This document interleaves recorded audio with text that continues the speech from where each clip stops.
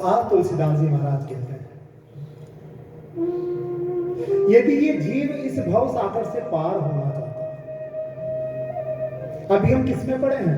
क्या ये भव सागर के बीच में ही तो पड़े हैं। तो यदि जीव भव सागर से पार होना चाहे तो क्या ये राम कथा क्या है?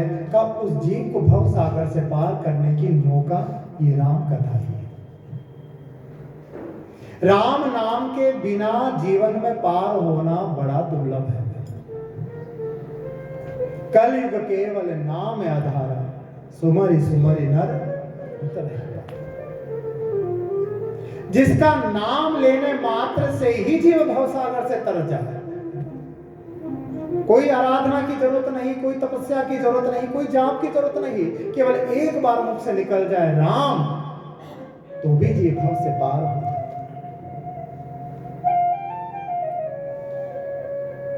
पर अभी तक हम लोग पार क्यों नहीं हुए? हम लोग तो रोज ही राम राम करते रहते हैं। तो क्या हम पार हो जाएंगे भव सागर से? का नहीं। क्यों? क्योंकि हम नाम तो जपते हैं, लेकिन उस नाम में हमारे को विश्वास नहीं। कितने लोगों को राम नाम पे विश्वास है? एक बार हाथ ऊंचा कर। विश्वास की बात है, जपते हैं वो अलग बात है, विश्वास है। हम में से किसी को भी विश्वास नहीं है भाई। ये तो हम कथा में जाके तो हाथ ऊंचा करना पड़ता, नहीं पड़ोसन क्या सोचे, लेकिन विश्वास किसी को नहीं। विश्वास तो ये होता है कि कुछ भी हो जाए, पर जो है सो राम है। कोई सोई जो राम रच्ची राखा, को करे तर्क बड़ा वही। मानते हो इतना कि जो करेंगे राम जी करेंगे? मानते हो? बुरा हो जाएगा ना तो हम बुरे कर्मों को भगवान पे थोप देते हैं, देखो भगवान ने हमारे साथ कितना बुरा किया। और कोई जीवन में अच्छा हो जाए तो अब बताओ, अच्छे कर्मों को कौन भगवान को समर्पित करता है? करते हो क्या? नहीं करते। हम अच्छाई सदा अपने ऊपर ले लेते हैं और जीवन की बुराई सब भगवान के माथे पर डाल देते हैं। अच्छा है तो राम जी का है, बुरा है तो राम जी का है। जब जीव में ये समभाव समर्पण भाव आ जाए कि नहीं, जो करते हैं भगवान करते हैं, कि जाए विधि राखे राम, ताहे विधि रही। अब बताइए, है इतना विश्वास? है क्या कि रख रहे राम जी हमको जैसा? कोई नहीं करता है माता जी, बड़ा मुश्किल है। बहू 2 दिन रोटी नहीं दे और गाली देना तो तुम राम जी को कहोगे? तब कहोगे हाँ राम जी क्या भाग्य में लिखा, इतना दुख है?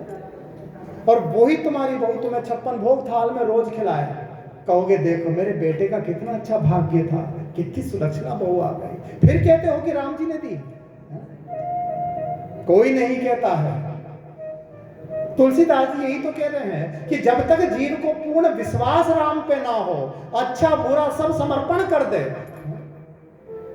कि महलों में राखे चाहे झोपड़ी में वास दे, धन्यवाद निर्वाद राम राम कहिए, जाए विधि राखे राम, ताहे विधि रही। इतनी पूर्ण निष्ठा हो राम नाम पे, क्या नहीं कर सकते राम? अरे जिस नाम ने पत्थर को समुद्र में तैरा दिया, जिस नाम ने गणिका नाम के वेश्या को तार दिया, जिस नाम ने हिरण्याकश्यप जैसे राक्षसों को तार दिया, जिस नाम ने भक्त प्रहलाद ध्रुव को तार दिया, इतना ही मत जाओ, उस नीच जात सबरी को तार दिया। वो तो कोई बामण बढ़िया की बेटी नहीं थी भाई, वो तो भील जात की, शूद्र जात की, जिसका छाया भी पड़ जाते थे तो ब्राह्मण संत लोग स्नान करके आते थे हमें पवित्र हो। पर उस सबरी को भी किस नाम ने तारा? केवल राम नाम ने। जीवन का आधार राम नाम बन जा। इसीलिए तो देखो, मनुष्य के जीवन को और समुद्र दोनों की बराबर तुलना किया, दोनों में एक समानता बताई है। कैसी समानता? समुद्र का एक तट तो दिखाई देता है ना? आप लोगों ने किसने देखा है समुद्र? समुद्र किनारे गए हैं कभी? गए ना? देखो, जगन्नाथपुरी जाओ, रामेश्वरम जाओ, सब जगह समुद्र ही समुद्र है। तो समुद्र की विशेषता क्या है? का एक घाट तो दिखाई देता है पर दूसरा घाट का दिखाई नहीं देता। नदियों के तो घाट फिर भी दिख जाते हैं, लेकिन समुद्र का घाट दिखता है क्या? का नहीं दिखता।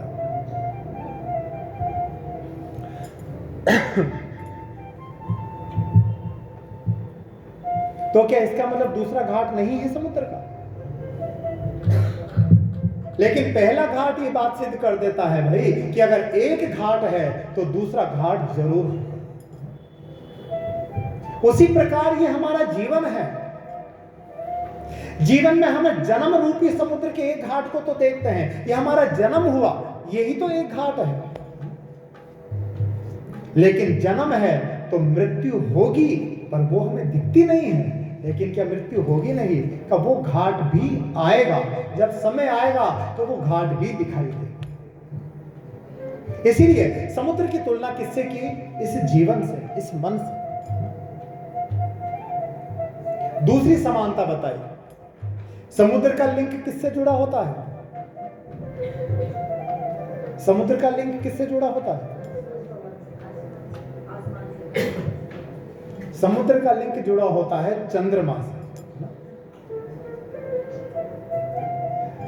हर अमावस्या, हर पूर्णिमा तिथि को देखो, है ना, समुद्र में ज्वार आता है हर पूर्णिमा। और जैसे जैसे कला घटती जाती है समुद्र का ज्वार खत्म हो जाता है। उसी प्रकार ये हमारा मन किससे जुड़ा है? ये हमारा जीवन किससे जुड़ा है? ये उस मन से ही तो जुड़ा है। और मन के अधिष्ठित राजा कौन है? ये चंद्रमा होता है ना, राशि के हिसाब से मन के राजा कौन है? ये चंद्रमा। चंद्रमा के द्वारा हमारा मन की गति निश्चित होती है। तो इसीलिए इस जीवन को किसकी उपमा दी? का इस समुद्र की उपमा दी।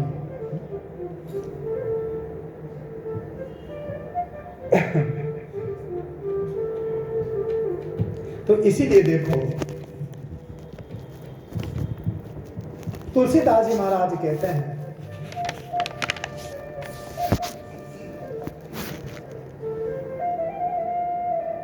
ये राम कथा की महिमा क्या है। हम जहां भी कथा सुनते हैं ना, हर जगह हर वक्त अलग अलग ही कथा सुनाता है। तो क्या कथाएं भी अलग अलग है? का नहीं, कथा तो एक ही है भाई। लेकिन ये वक्ता क्या करते हैं? का भक्ताओं का जैसा भाव होता है, जैसी उनकी बुद्धि होती है, उसी के मत अनुसार अपने भाव को कथा के रूप में श्रोताओं को सुना देते हैं। जिसका जैसा भाव होगा वैसी ही अनुकूलता से वो अपनी कथा को करे।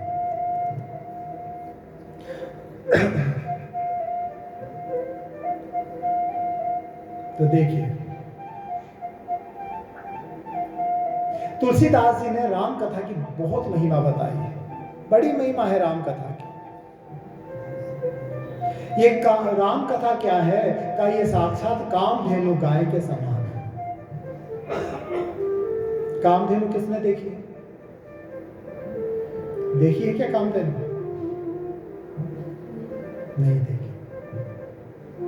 जगन्नाथ भगवान का मंदिर देखा? गए हैं उड़ीसा में?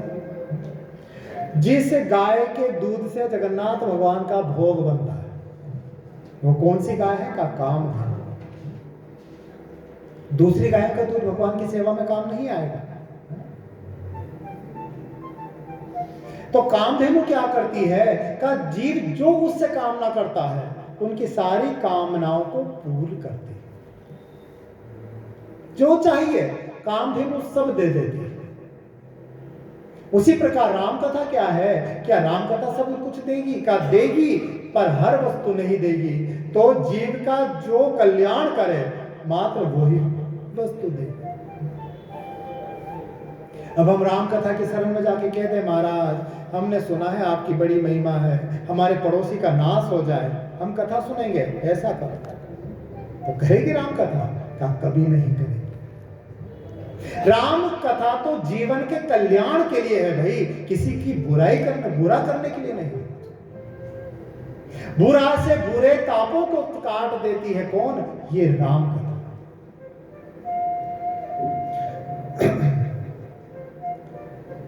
तो देखिए, समस्त कामनाओं को पूर्ण करने वाली है कौन?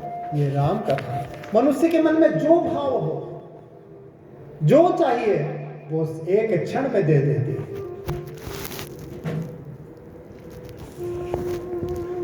लेकिन वो कब देगी? का जब राम कथा पे श्रद्धा होगी, उस राम नाम पे विश्वास होगा।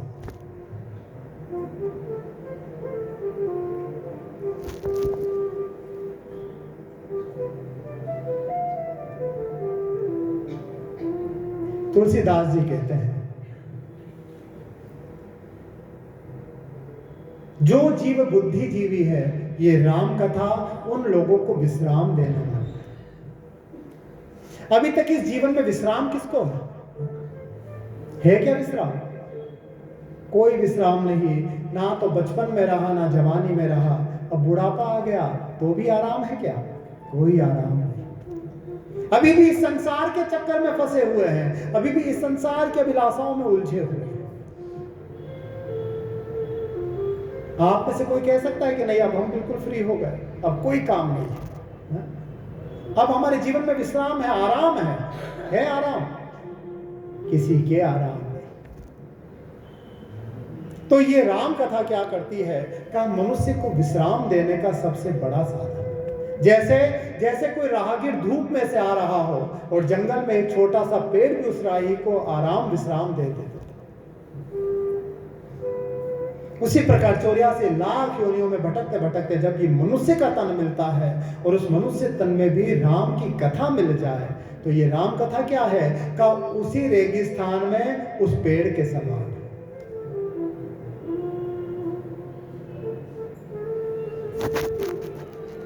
तो देखिए, पहले वक्ता कौन है? का पहले वक्ता श्री तुलसीदास जी महाराज। दूसरे वक्ता का प्रयागराज में याज्ञवल्क्य जी श्री भारद्वाज ऋषि को ये कथा सुनाते हैं। दूसरे वक्ता कौन? ये याज्ञवल्क्य ऋषि।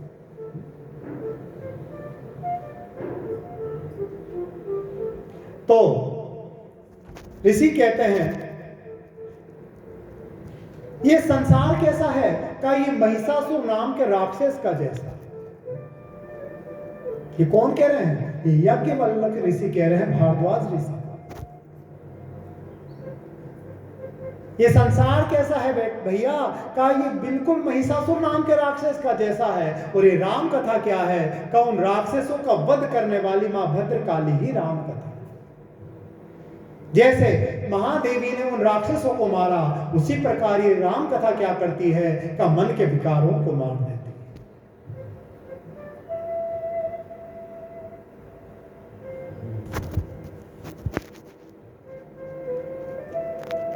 मनुष्य के विनाश का सबसे बड़ा कारण क्या है? का ये मोह। जो भी है वो मैं हूं, मैं कर रहा हूं, ये मेरा है, ये मेरा है, ये मैंने किया, ये मैं करूंगा, मैं ही सर्वस्व हूं, मैं ही कर सकता हूं, मुझसे बड़ा कोई नहीं। जब ये जीव को अपने पे मोह हो जाए, अपने आप को ही जीव सर्वस्व समझने लग जाए,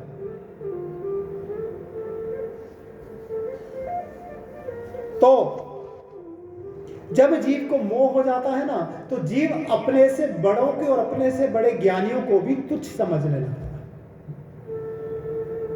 होता ना, बच्चा थोड़ा बहुत पढ़ ले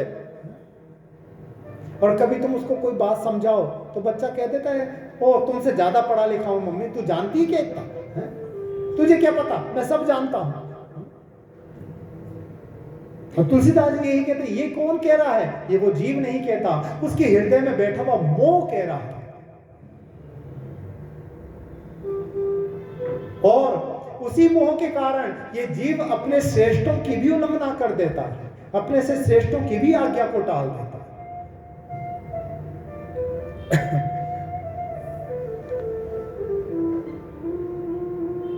तो ये मोह कैसे मिटेगा?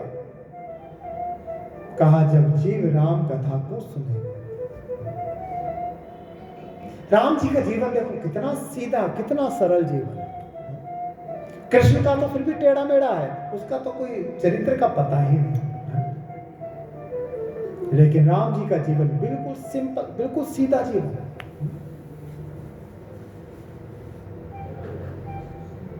राम जी ने कभी अपने जीवन में किसी को यह नहीं दिखाया कि मैं परमात्मा हूं, कभी नहीं कहा। पूरी राम कथा को सुन लो, कहीं भी राम जी ने यह नहीं कहा कि मैं भगवान हूं, लेकिन भगवान कृष्ण तो कई बार बोला कि मैं परमात्मा। गीता में तो 50 बार अर्जुन को बोल दिया भगवान ने, मैं ही ब्रह्म हूं, मैं ही परमात्मा हूं। लेकिन राम जी की कथा में कभी सुना कि भगवान राम ने कहा हो कि मैं परमात्मा हूं? कभी नहीं कहा। राम जी ने केवल एक बार कही, कब? जब भगवान का अंत में राज तिलक हुआ। ये रामचरितमानस में कहा है। तब राम जी ने क्या किया, जब अयोध्या लौट कर आए, राज तिलक हुआ, तो अपने सारे परिवार, सगे संबंधी, गुरु, संत, ऋषि, सबकी सभा को बुलाया। और अंत में भगवान राम ने कहा कि गुरुवर आप जानते हो कि मैं पूर्ण ब्रह्म परमात्मा हूं। उसके अलावा कभी राम जी ने नहीं कहा कि मैं परमात्मा हूं। जैसे मनुष्य का सिंपल जीवन होता है ना, ऐसे ही राम जी ने अपने पूरे जीवन को बिता दिया।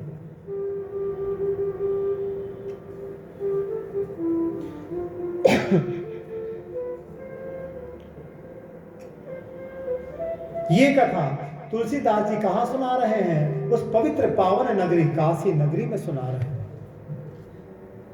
ये पवित्र नगरी काशी को क्या है का जो मनुष्य अंत समय में अपने प्राणों को काशी में त्याग देता है, वो मनुष्य दोबारा इस संसार में कभी नहीं आता। इतनी महिमा है काशी नगरी। देखा ना, काशी विश्वनाथ गए हैं आप लोग? सब गए हैं।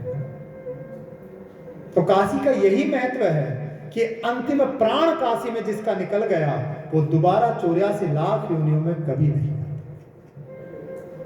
और उसी पवित्र पावन गंगा के किनारे तुलसीदास जी कथा को सुनाते हैं।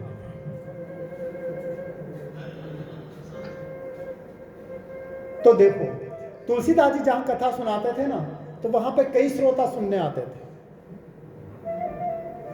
एक श्रोता दूर गांव से नदी को पार करके कथा सुनने आया करता था। एक दिन ऐसा योग हुआ कि कथा को विश्राम करने में देरी हो गई। अब पहले बस गाड़ियां तो चलती नहीं थी, लोग नदी को पार करके ही आया जाया करते थे। अब कथा का समय तो था 1 से 4 बज गई 7।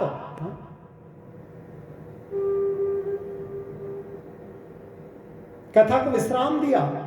वो आदमी दौड़ा दौड़ा नदी पार होने के लिए गया, पर क्या देखा, शाम होने के कारण सारे नाविकों ने अपनी नाव को खड़ा कर दिया, सब अपने अपने घर को चले।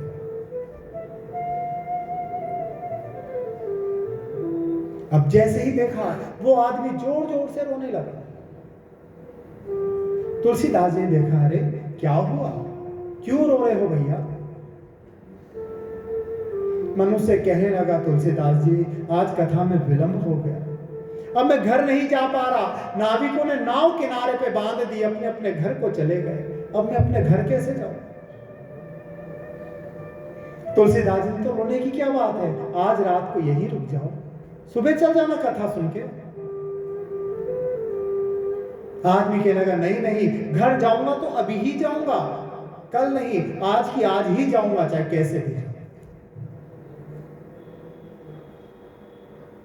तुलसीदास जी का ऐसा क्या है घर में? इतनी कथा सुन के भी ज्ञान नहीं आया, अभी भी घर का मुंह पड़ा हुआ। तो आदमी कहता है, ऐसी बात नहीं तुलसीदास जी, कारण क्या है? कहा, मैं अगर आपके पास रुकूंगा ना, तो मुझे मेरे घर की बहुत याद आएगी, बहुत याद आएगी। और यदि मैं घर चला गया ना, तो आज कथा में क्या सुना है, ऐसा मुझे कथा की बहुत याद आएगी, और मैं कथा की याद करते करते सो जाऊंगा। तो आप बताओ, घर की याद आना अच्छा है या राम की कथा की याद आना ज्यादा अच्छा है? किसकी अच्छी है याद? घर की याद आना।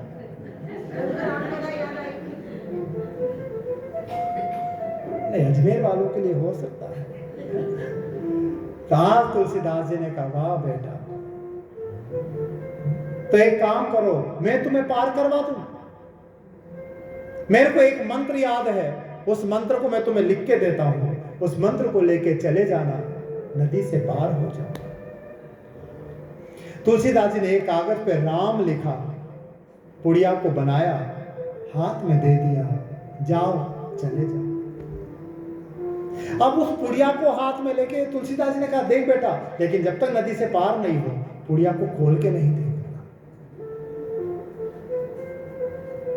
आज पुड़िया को बंद किया, आदमी नाव पानी पे जाने लगा, और जहां पैर रखता डूबता नहीं, जैसे सड़क पे चलते हैं ऐसे ही नदी के ऊपर चल के नदी को पार होना। अब थोड़ी सी दूर किनारा रह गया। मनुष्य के मन में बात मोह हुआ क्या कि तुलसीदास जी ने ऐसा कौन सा मंत्र लिखा है जो मुझको पानी के ऊपर चला दिया। चिट्ठी को खोला, देखा राम। आदमी कहने लगा, लो तुलसीदास जी को राम ही लिख के देना था तो मुझे वैसे ही बोल देते, मैं राम लिख लेता और खुद ही पार हो जाता, इतनी देर क्यों किनारे पे बैठा। यानी कि तुलसीदास जी में कोई शक्ति नहीं है, ये तो राम नाम की शक्ति है जिसने मुझे पार किया, तुलसीदास जी में कोई बल नहीं। और ऐसा कहा और देखते आदमी नदी में डूबने लगा, हाथ पैरों को छटपटाने लगा, पर अब कोई बचाने वाला नहीं, रात्रि का समय हो गया। तभी आदमी ने आवाज लगाई, हे तुलसी के राम मेरी रक्षा करो। और जैसे ही कहा तुलसी के राम, जैसे तुलसी का राम मुख से निकला, एक झोंका आया और आदमी नदी के पार। तो ये मोह ही ऐसा होता है भाई, कभी कभी तो परमात्मा पे भी जीवन मोह करके बैठ जाता है।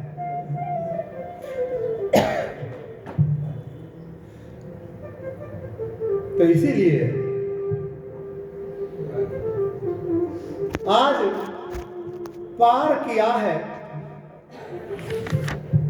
तो ये तो संत कृपा है भाई, संत चाहे वैसे ही परमात्मा को पार करा सकते हैं।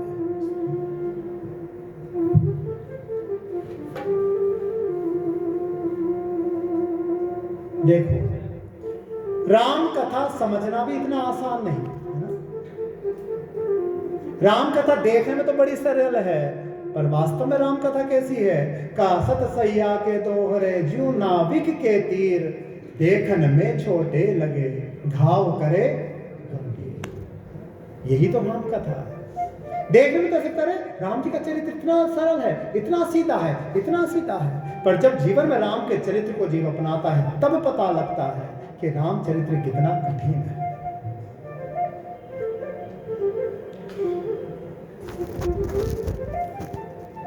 इसलिए भगवान शंकर कहते हैं, तब ही होए सब संशय भंगा, जब बहु कागा करे सत्संगा। तुलसीदास जी कहते हैं, जब तक ही जीवन में मोह पड़ा हुआ है और जब तक ये मोह पार नहीं हो जाता, जब तक मनुष्य को परमात्मा पे पूर्ण विश्वास हो जाए, तो वो विश्वास क्या करता है कि एक नीच पक्षी यानी कौन, कौवा, कौवा भी गरुड़ जैसे पवित्र को कथा सुना सकता है। किसके बल पे? ये राम नाम के विश्वास पर। कौवे को पक्षियों में चांडाल की योनि का माना है, नीच योनि का माना है। हर योनि के 4 वर्ण होते हैं, ब्राह्मण, क्षत्रिय, वैश्य और शूद्र। गाय कौन से वर्ण में आती है? गाय कौन से वर्ण का पशु है? ये ब्राह्मण वर्ण का पशु है ना। सिंह ये क्षत्रिय वर्ण का है। तो हर वर्ण, हर योनि का अपना अपना एक वर्ण होता है। ऐसे पक्षियों में कौवा कौन से वर्ण में आता है? का चांडाल वर्ण में, यानी शूद्र वर्ण में। तभी तो देखो, हम लोग तोता पाल लेंगे, चिड़िया पाल लेंगे, कोई कौवा पालता है क्या? श्राद्धों के अलावा तुम लोग कौवा को रोटी भी नहीं देते, क्योंकि नीच माना है। इसका काम क्या है? ये गंदा भी खाता है, अच्छा भी खाता है। मांस मिल गया तो मांस भी खा लेगा, रोटी मिला तो रोटी भी खा लेगा। और इतना ही नहीं, कोई छोटे छोटे कीड़े मकोड़े, कोई चूहा वूहा हो ना, उसको भी पकड़ के खा जाए। लेकिन ये राम कथा का बल कितना है कि एक कौवा भी गरुड़ जैसे को बैठा कर चरणों में कथा को सुना। कौन? ये काकभूषणी जी महाराज। फिर इसी कथा के तीसरे वक्ता कौन बने? का भगवान शंकर। और श्रोता कौन बनी? मां पार्वती। भगवान शंकर मां पार्वती को कहते हैं राम कथा कैसी है? काहे कुलाड़ी के समान है।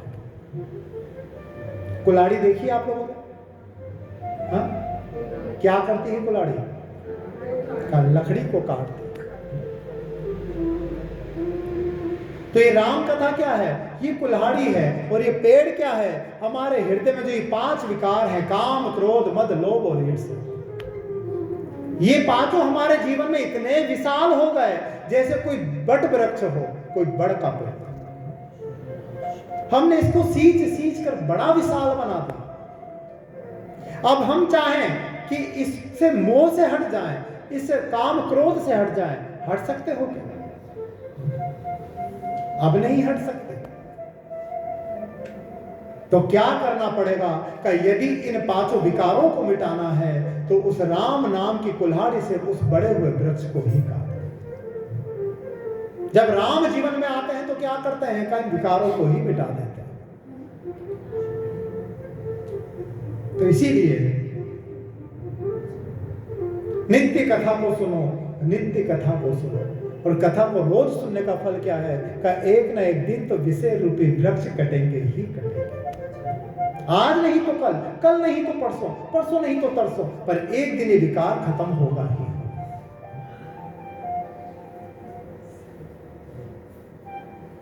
तो ये राम कथा को अगर नित्य सुनोगे ना तो ही समझ सकते हो। ऐसा नहीं कि एक दिन आ गए, फिर 2 दिन नहीं आए, फिर तीसरे दिन आ गए, फिर समझना बड़ा मुश्किल। एक पति पत्नी थे, जैसे होता है ना, कथा हुई तो 4-5 दिन पहले बैनर पैम्पलेट लग जाता है। पत्नी अपने पति से कहने लगी, उसकी पत्नी बड़ी भगवान की भक्त थी, जहां भी कथा होती सब जगह जाके कथा को सुनती।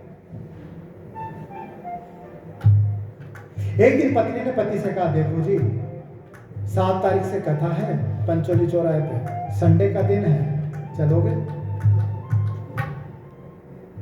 पति ने कहा ठीक है, चल चलेंगे। ऐसा ही हुआ। कथा तो राम जी की थी, लेकिन वो वक्ता जो थे, कथा का समय कम होने के कारण पहले दिन ही शिव जी के विवाह को करवा दिया। अब मजबूरी मां तो बैठ के कथा को सुनना पड़ेगा। पति बैठा बैठा कथा को सुनता रहा। वो घर में आया और घर में आते ही अपनी पत्नी से लड़ने लगा, पत्नी को पीटने लगा। पत्नी का बात क्या हुई बताओ तो सही। पति कहने लगा, तू मुझे कौन की कथा में ले गई थी? अरे राम जी की कथा में। कहा झूठी, तुझे खुद को कथा की नॉलेज नहीं, वहां तो कथा शिव जी की हो रही थी और तू मुझे राम जी की कथा में ले जाने के लिए कह रही। तो यही बात है भाई, कथा तभी समझ सकते हैं जब नित्य कथा को सुने। सदा सेव्या श्रीमद् भागवती वार्ता, यही तो कहा संकादिक ऋषियों ने। सदा सुनो, हमेशा सुनो, ये राम नाम की कथा को हमेशा सुनते। और सुनते सुनते एक दिन ऐसा आएगा कि तुम स्वयं ही राममय हो जाओ। किसके जैसे? का विभीषण के जैसे। राम राम ते ही सुमिरन कीना, अति लघु रूप पवन सुत। सुंदरकांड में आता। विभीषण की विशेषता क्या बताई? का विभीषण जगते थे तो 24 घंटा उसके हाथ में माला रहती थी, 24 घंटा राम राम राम राम राम राम राम राम करते रहते। लेकिन जब रात्रि के समय सो जाते तो विभीषण का मुख तो बंद हो जाता, लेकिन उसका एक एक रोम में से आवाज आती, राम राम राम। जब हमारा जीवन ही ऐसा हो जाए कि हमारा रोम रोम राममय हो जाए कि सिया राम मैं सब जुग जानी, करऊं प्रणाम जोर कर। जहां देखें वहां राम दिखे, आप में राम, मुझ में राम, इसमें राम, उसमें। सब जगह राममय हो जाए, तभी जीवन में ये राम कथा सुननी सार्थक है। वरना तो कैसा है का आए 2 मिनट बैठे भजन सुने, ताली बजाए, प्रसाद दिया, चले गए, क्या हुआ का पता। कथा ऐसी हो जो हमारे जीवन में रम जाए, हम राम के हो जाए, राम हमारे हो जाए। मैं हूँ राम जी का और राम जी हमारे हैं, मैं हूँ राम जी का।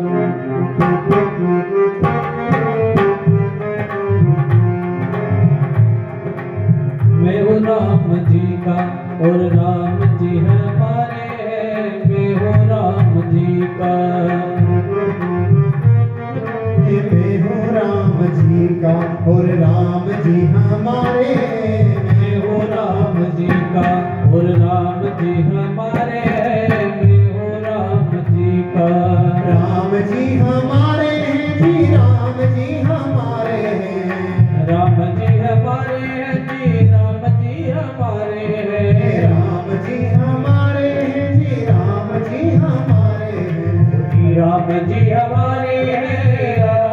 हमारे हैं, राम जी हमारे हैं। मैं हूँ राम जी का और राम जी हमारे हैं, मैं हूँ राम जी का और राम जी हमारे हैं, मैं हूँ राम जी। बस यही जीवन बन जाए कि मैं हूँ राम जी का और राम जी हमारे। फिर भेद ना हो, मैं ना रहूं, तू ना रहे, तो मैं बन जाऊं और मैं तू बन जाऊं। करोगे इतना, मानते हो इतना, तेरी रजा में मेरी रजा। कौन मानता है ये बात? कोई नहीं मानता कि तेरी रजा में मेरी रजा, क्योंकि अभी हमें उस राम पे इतना विश्वास नहीं है ना भाई। हम मंदिर जाते हैं, जब तो गा देते हैं कि तन मन धन और जीवन सब कुछ है तेरा, सब कुछ है तेरा, तेरा तुझको तेरा तुझको अर्पण। क्या लगे मेरा। मानते हो ये बात? अब कितने लोग मानते हैं? वो हाथ ऊंचा कि तन मन धन जीवन सब कुछ है तेरा, करो हाथ ऊंचा। कोई नहीं मानते हो, कोई नहीं मानते। हम केवल आरती में गा देंगे, कब तक? जब तक वो घंटी बजती रहेगी, टन टन टन टन। और घर गए तो फिर क्या बोलते हैं? तन मन धन और जीवन सब कुछ है मेरा, सब कुछ है मेरा, मेरा मुझको मेरा मुझको अर्पण। में भी काम नहीं करेगा तो तेरा भी मेरा हो। ये हमारा जीवन है। आज हम यही तो कर रहे हैं, क्या नहीं कर रहे हैं? जब तक ये 4 दीवारी में बैठे हो ना, तब तक बोल दोगे कि तन मन धन जीवन तेरा। क्या घर जाके कहते हो तेरा? घर जाके कोई कहना भैया बड़ा बड़ा सुंदर मकान है। किसका मकान है? महाराज मेरा मकान है। फिर कहते हो राम जी का। कौन कहता है राम जी का है? कोई नहीं कहता। ये बच्चे किसके हैं? महाराज आपके बच्चा है ना, उसके बच्चे हैं। क्यों? ये राम जी के नहीं है? कहा नहीं नहीं, ये हमारे पोते हैं। अभी तक हमको उन पे इतनी निष्ठा नहीं हुई, अभी हमको उन पे इतनी श्रद्धा नहीं हुई, अभी हमको उन पे इतना विश्वास नहीं। जिस दिन कह दोगे ना कि मालिक ले लो, जो चाहिए ले लो, वो लेगा इतना पर देगा इतना। नामदेव की कथा आती है, देखो। नामदेव बैठे थे, घास फूस की कुटिया बनाकर रहते थे। एक दिन क्या हुआ, विठल और किसके भगत थे? विठल नाथ भगवान के, है ना? देखा ना विठल नाथ भगवान को, कमर पे हाथ रख के भगवान खड़े हुए हैं। तो एक दिन दीपक जलाया, संध्या का समय था, पर क्या हुआ कि दीपक की लो से घास की झोपड़ी में आग लग गई। झोपड़ी जलने लगी। नामदेव ने देखा, हो झोपड़ी जल रही है। घर के सामने पीपल का पेड़ था, नीचे जाके बैठ गए। गांव वालों ने कहा, भैया तेरी झोपड़ी चल रही है, इसको आग को तो बुझा। कहा क्यों बुझाऊं, राम जी ने दिया था, हो सकता है राम जी को झोपड़ी की जरूरत हो, ले लिया। तभी नामदेव को विचार आया, अरे झोपड़ी तो ले ली, लेकिन सोएंगे किस पे? बिस्तर रजाई पड़ा था, आग में पटक दे। राम जी ठंड का समय है, रजाई गद्दा भी चाहिए होगा ना, ये ले। फिर विचार करने लगा, राम जी सो भी जाएंगे, पर खाने पीने की क्या व्यवस्था है? बर्तन भांडे तो सब बाहर पड़े। सारे बर्तनों को उठाया, राम जी ये भी ले लो, राम जी ये भी ले लो, राम जी ये भी ले लो। यहां तक कि एक एक कपड़े का टुकड़ा भी फेंक दिया। राम जी को कपड़ा भी तो चाहिए होगा। सारा सामान जल गया।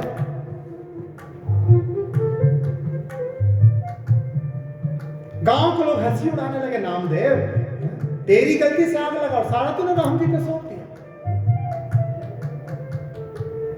रात्रि का समय हुआ, राम जी आके खड़े हो गए, विठलनाथ नामदेव मैं तेरी भक्ति से प्रसन्न हूं, क्या चाहिए?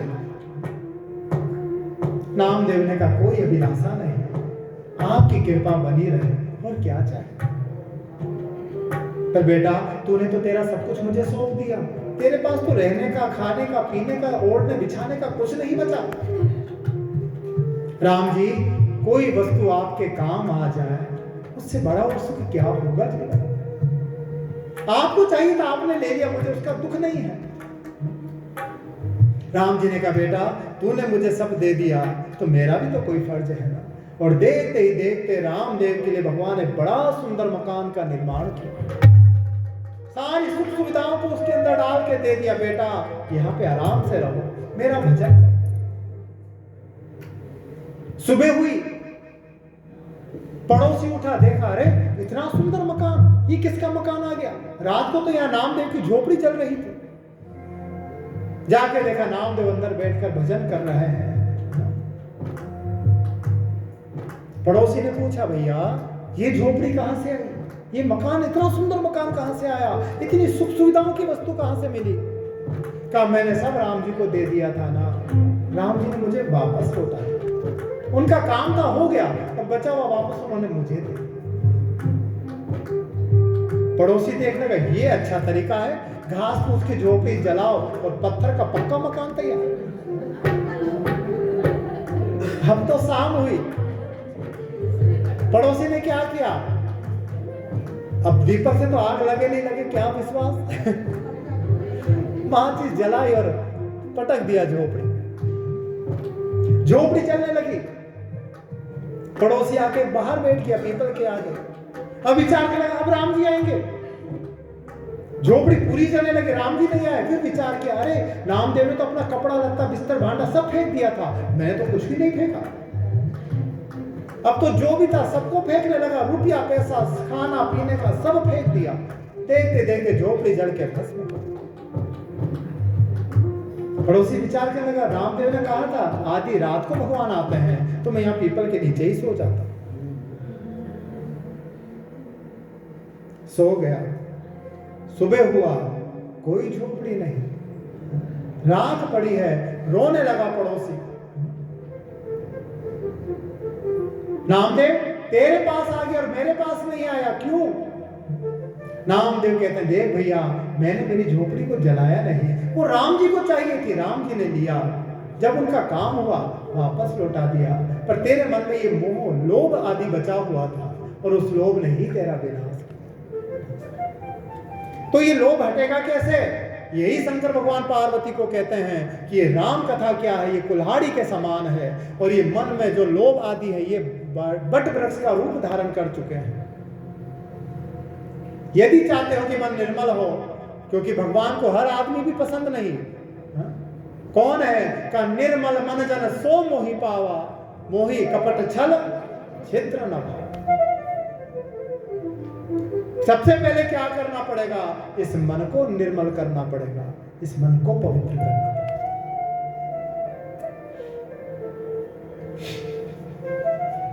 तो देखिए,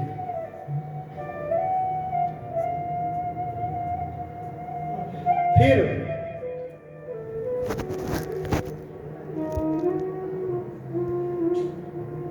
भगवान शंकर कहते हैं, सुनो पार्वती,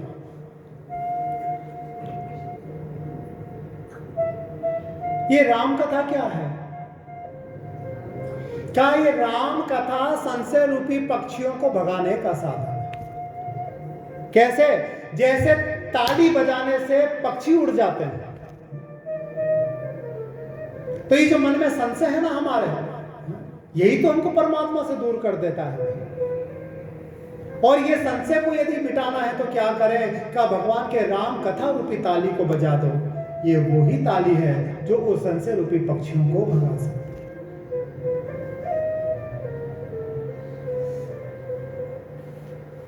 आज इसी कथा को कौन सुना रहे हैं? कागभूषण जी महाराज। किसको? श्री गरुड़ जी महाराज।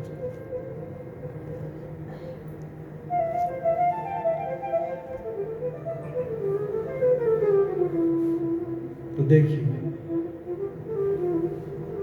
कागभूषण कितने पवित्र हैं। गरुड़ को किसने भेजा कागभूषण के पास? है?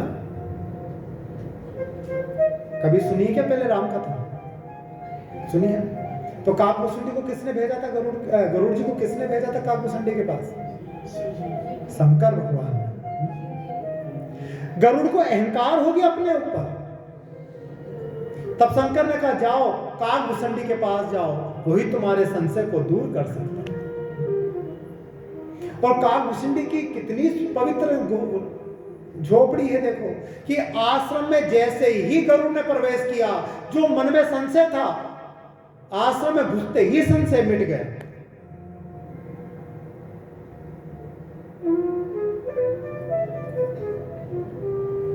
तो देखिए,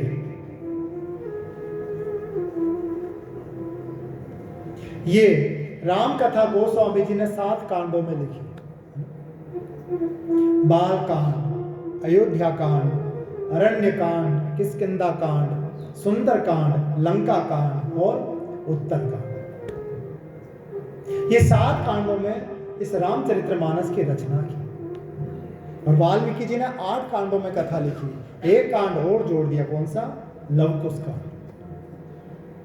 लेकिन तुलसीदास जी ने मात्र 7 कांडों में इस कथा का वर्णन किया। और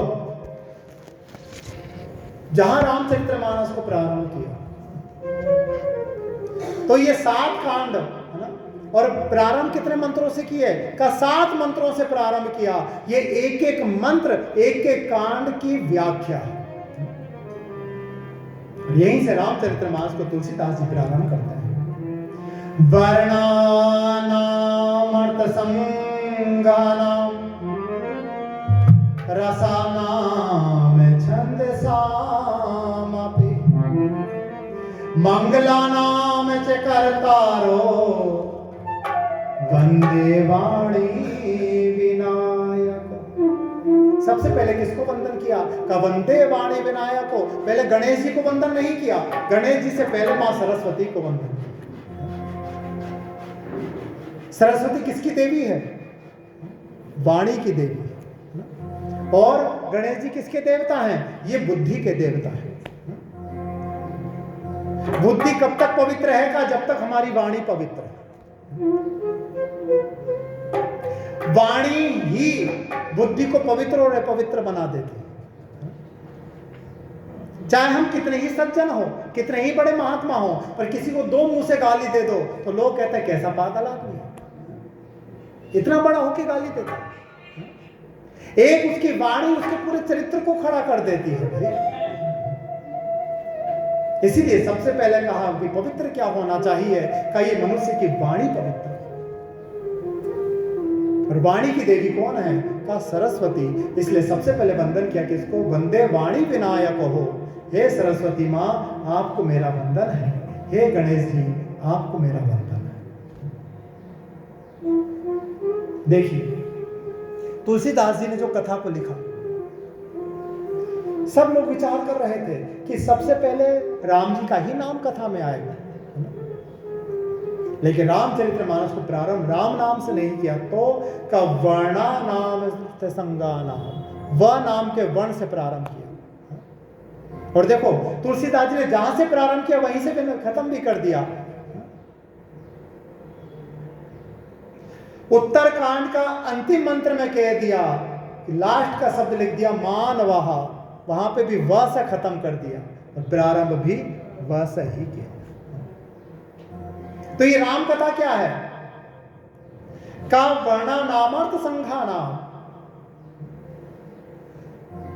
अभी हम कौन से वर्ण में पढ़े हैं? इस योनि का नाम क्या है? इस शरीर का नाम क्या है? मनुष्य का शरीर। तो कितने लोग मनुष्य हैं? वो हाथ ऊंचा। हाँ, हम केवल शरीर से मनुष्य हैं भाई, पर कर्मों से तो हम पशु के ही समान हैं कि नहीं? बोलो। हाँ? नहीं, मतलब हर चीज को उदाहरण लेके ही समझ में आएगा। हाँ?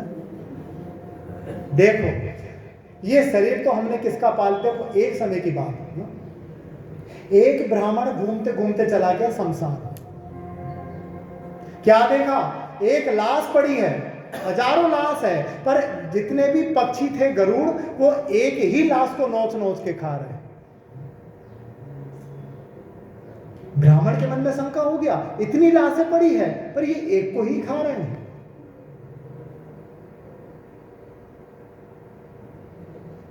ब्राह्मण ने पूछा गरुड़ के जो राजा थे, हे गरुड़राज एक बात बताओ, आप लोग इतनी लाशों को छोड़कर सब एक पे ही झपट्टा मार रहे हो, क्या कारण है?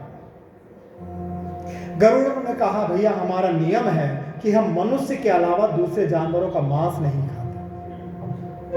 अरे लेकिन ये लाशें तो सब मनुष्यों की है। कहा भैया तुम्हारी नजरों में ये मनुष्य है, पर हम लोगों को एक वरदान है कि हम दूर दृष्टि को देख सकते हैं। जटायु के भाई का नाम क्या था? हाँ? संपत्ति। जब भगवान राम आए कहा? जानकी को ढूंढते ढूंढते, तो संपाली को कहा कि मेरी जानकी कहां है? और कितनी दूर थी? का 100 योजन दूर बैठी है जानकी। 100 योजन ही है ना। लेकिन उस गरुड़ ने वही बैठे बैठे बता दिया राम जी को, राम जी मैं देख रहा हूं। ये रामचरितमानस में तुलसीदास जी कहते हैं। क्या कहा? कि मैं देख रहा हूं आपकी जानकी अशोक वाटिका में अशोक के पेड़ के नीचे बैठकर विलाप कर रही है और अपने मुख से मात्र राम राम ही सुमिरन कर रही है। तो इतनी दूर की दृष्टि किसकी? ये गरुड़ की दृष्टि।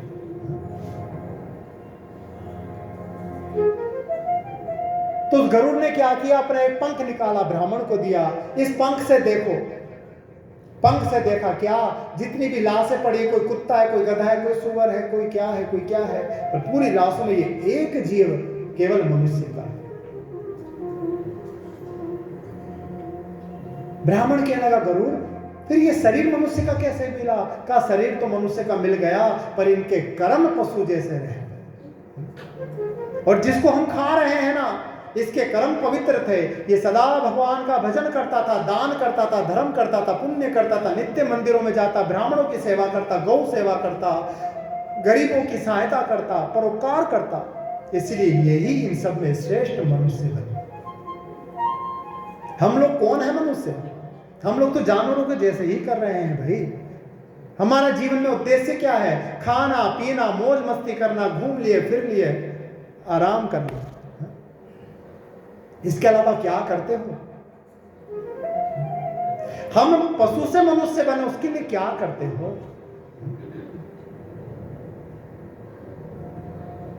कुछ करते हो क्या? ये जीवन सुधर जाए, ये जीवन भव से पार हो जाए, उसके लिए क्या किया अभी तक? और तुम सब के हम मनुष्य हैं, तो वो हाथ ऊंचा करना जो सच्ची में भव से पार हो जाएगा इसी जन्म में। हमारे कर्मों को देख के करो हाथ ऊंचा। किसने ऐसा कर्म किया है?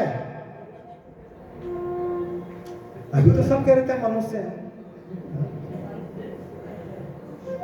1 मिनट में चेंज हो गया क्या? देखो, एक बार नारद जी पहुंच गए भगवान के पास। हम लोग कहते हैं ना कि भजन करो मुक्ति हो जाएगी, लोग कहते नहीं कि ओ कलयुग में भी कोई मुक्ति होती है क्या? कहते थे। अरे कलयुग में ही मुक्ति हो सकती है, और सबसे सरल साधन से। नारद जी पहुंच गए बैकुंठ में भगवान नारायण के पास। भगवान नारायण का बेटा क्या चाहते हो? कहा महाराज मुझे एक चीज बताओ, सबसे पवित्र युग कौन सा है और सबसे खराब युग कौन सा? भगवान ने कहा तो सुनो नारद, सबसे खराब युग ये कलयुग है, क्योंकि मनुष्य सदा काम क्रोध मद लोभ आदि में ही पड़ा रहेगा, मेरा नाम नहीं लेगा, मेरा भजन नहीं करेगा, मेरा सुमिरन नहीं करेगा, केवल चाहिए चाहिए जोड़ना जोड़ना में ही जीवन को बिता देगा। इसीलिए कलयुग सबसे निकृष्ट युग है। और सबसे पवित्र युग कौन सा है? हाँ? तब भगवान ने कहा बेटा सबसे पवित्र युग कौन सा है? का कलयुग ही सबसे पवित्र है। प्रभु अभी तो आपने निकृष्ट बताया और अभी पवित्र बता रहे हो। कहा हाँ, क्योंकि कलयुग का प्रभाव है कि कलयुग में कुछ नहीं करे तो भी जीव तर सकता है। कैसे? कि हो गए भव से पार लेकर नाम तेरा, हो गए भव से पार लेकर नाम तेरा, हो गए भव से पार लेकर नाम तेरा, ओ लेकर नाम तेरा, ओ लेकर नाम तेरा, लेकर नाम तेरा, ओ लेकर नाम तेरा। हाँ, हो गए भव से पार लेकर नाम तेरा, हो गए भव से पार लेकर नाम तेरा। देखो अभी बताया ना 2 मिनट पहले ही, ये ताली क्या है? का ये मन के विषयों को मिटाने का साधन है। ये राम कथा रूपी ताली जहां बजती है, ये मन विषय रूपी पक्षी वहां से भाग जाता है भाई। तो प्रेम से भगवान राम का स्मरण करते हुए बोली सीताराम जी महाराज की।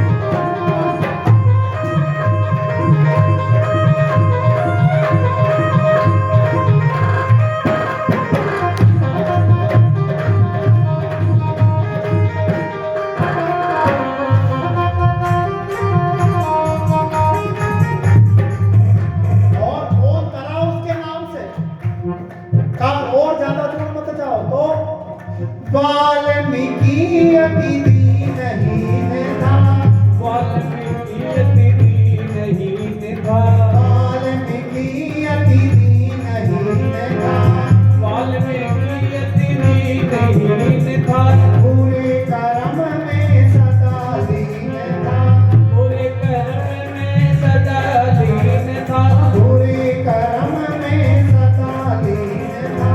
पूरे कर्म में सदा और लीन था। जब जीवन में राम नाम आया तो क्या किया?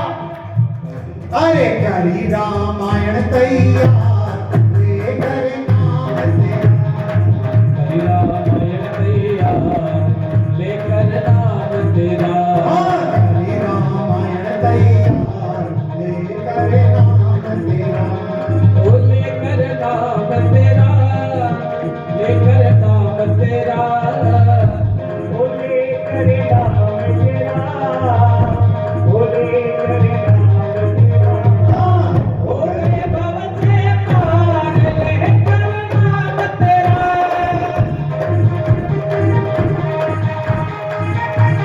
जय हो।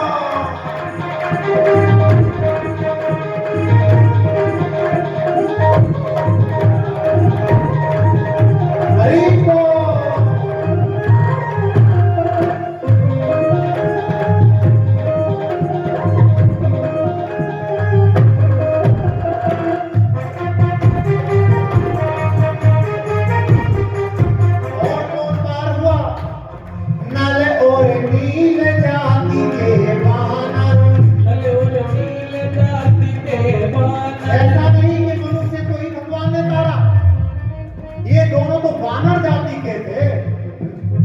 नल और नील जाति के वानर, नल और नील जाति के वानर, राम नाम लिख दिया शिला पर, राम नाम लिख दिया शिला पर, राम नाम लिख दिया शिला पर, राम नाम लिख दिया शिला पर।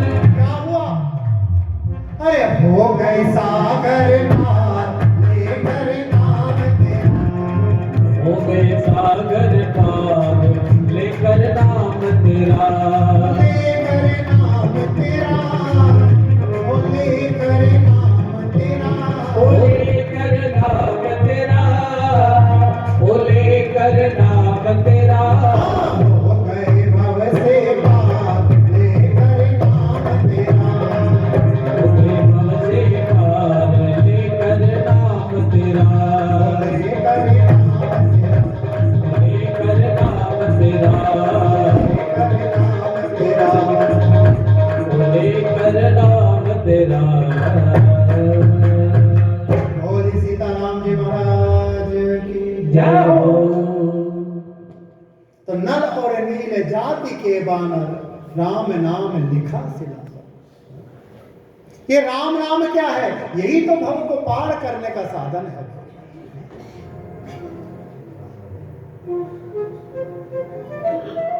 तो फिर दूसरे मंत्र में कहा, भवानी शंकरो वंदे श्रद्धा विश्वास रूपण, याभ्याम बिना न पश्यन्ति सिद्धा स्वान्ता स्थमेश्वर। राम कथा की पूर्णता या राम कथा की प्राप्ति कब तक नहीं हो सकती? कहा जब तक ये जीव सिर्फ पार्वती की शरणागति में नहीं चले। इसीलिए दूसरे ही मंत्र में कह दिया कि भवानी शंकरो वंदे, मैं भगवान शंकर और जगत जननी जगदम्बा मां पार्वती को प्रणाम करता हूं। क्यों? ये दोनों कौन है? का श्रद्धा विश्वास रूपणी। पार्वती श्रद्धा है, भगवान शिव विश्वास है। और जब तक ये दोनों जीवन में नहीं आते तब तक भगवान की भक्ति को पाना बड़ा ही मुश्किल है।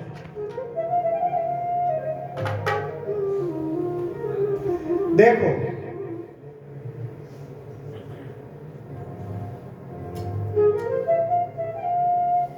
जब तक जीवन में श्रद्धा और विश्वास ना हो, ऐसा नहीं कि परमात्मा में हम ये परिवार किसके भरोसे चला रहे हैं?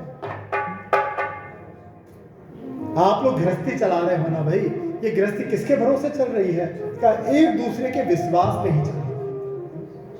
पति को पत्नी पे विश्वास है, पत्नी को पति पे विश्वास है, माँ बाप को बच्चों पे विश्वास है, बच्चों को माँ बाप पे विश्वास है।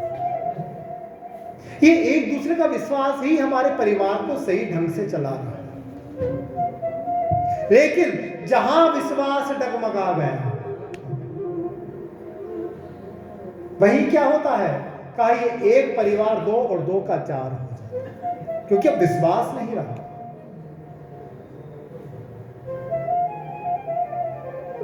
किसी ने कह दी ना कि तेरी माँ तेरे खाने में जहर मिलाती है, भले ही उसमें अमृत मिला दे तो भी फिर उसको वो जहर ही लगने लगे।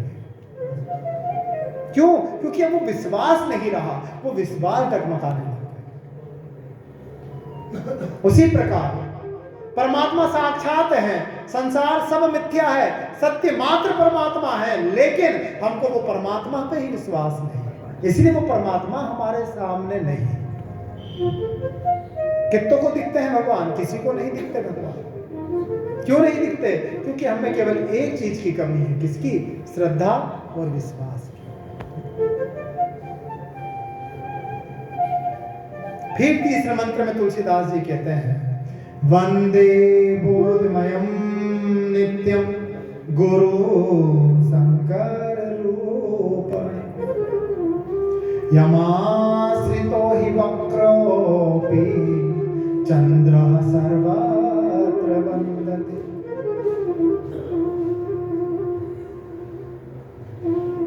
गुरु कैसा हो?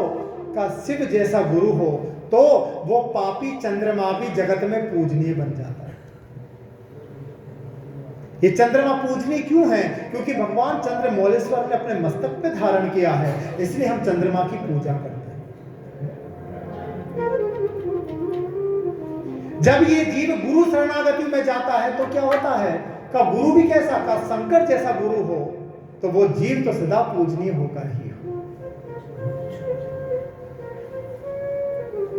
फिर वंदन किया, सीताराम गुणाग्राम पुण्यारण्य विहारिणम वंदे विशुद्ध विज्ञान हो कबीश्वर कपीश्वर हो। फिर किसको वंदन किया? श्री हनुमान जी महाराज को वंदन किया। हनुमान जी कौन है तुलसीदास जी के? हनुमान जी कौन है तुलसीदास जी के? नहीं सुना क्या? कथा भागवत में भी एक बार सुनाया था, ध्यान नहीं रहता ना। तुलसीदास जी के गुरु हैं कौन? ये हनुमान जी महाराज। चित्रकूट में रहते थे तुलसीदास जी महाराज, नित्य राम कथा सुनाते थे।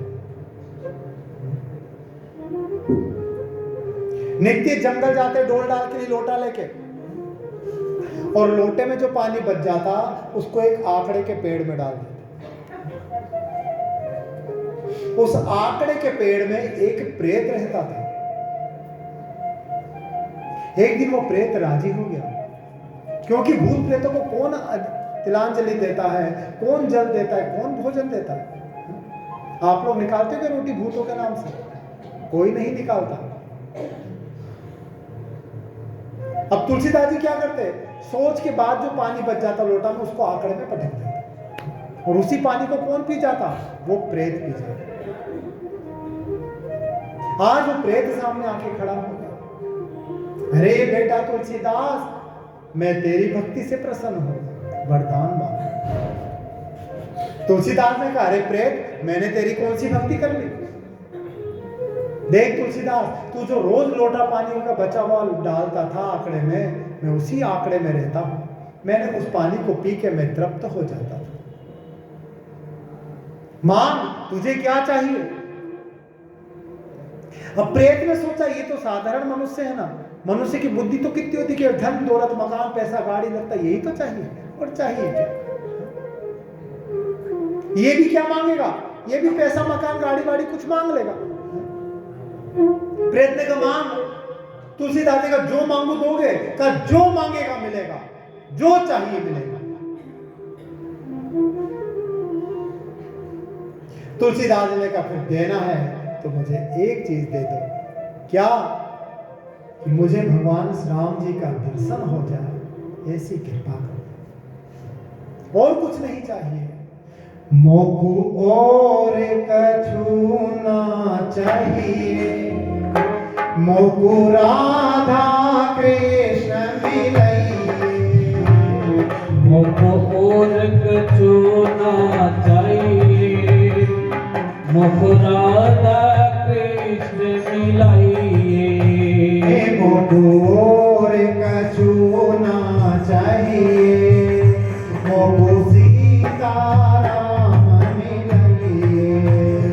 मोको और कछु ना चाहिए, मोहे सीता राम कुछ नहीं चाहिए। ये धन दौलत मकान मेरे क्या काम का?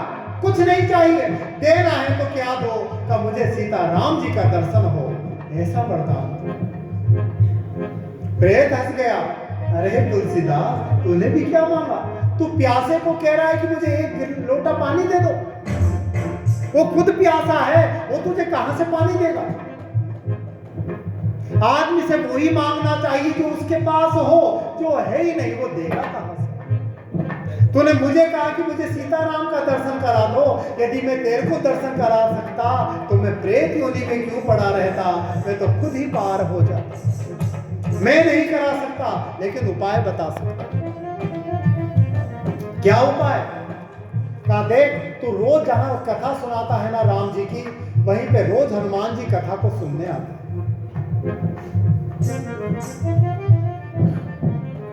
हनुमान जी कौन है? राम चरित्र सुनिबे को रसिया, राम लखन सीता मन बसिया। इसीलिए तो कहा है कि जहां जहां कीर्तन होता श्री राम का। हनुमान जी कहाँ है कि जहां जहां कीर्तन होता श्री राम का, और वहां वहां पे राम हनुमान। तो जहां राम का नाम हो वहां हनुमान जी किसी ना किसी रूप में रहते ही रहते हैं, किसी भी रूप में रहो। क्योंकि क्या हनुमान जी को सबसे प्रिय क्या है का राम चरित्र सुनिबे को रसिया। कथा, भगवान का नाम कथा आदि सुनने के बड़े प्रेमी हैं।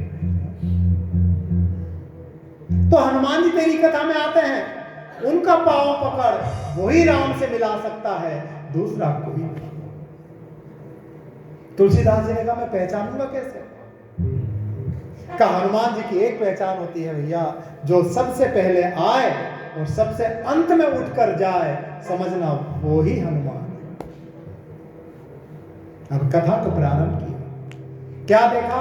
एक बूढ़ा सा आदमी फटे पुराने कपड़े ले पहने हुए लकड़ी को टेकता टेकता आया, एक कोने में जाकर बैठ गया।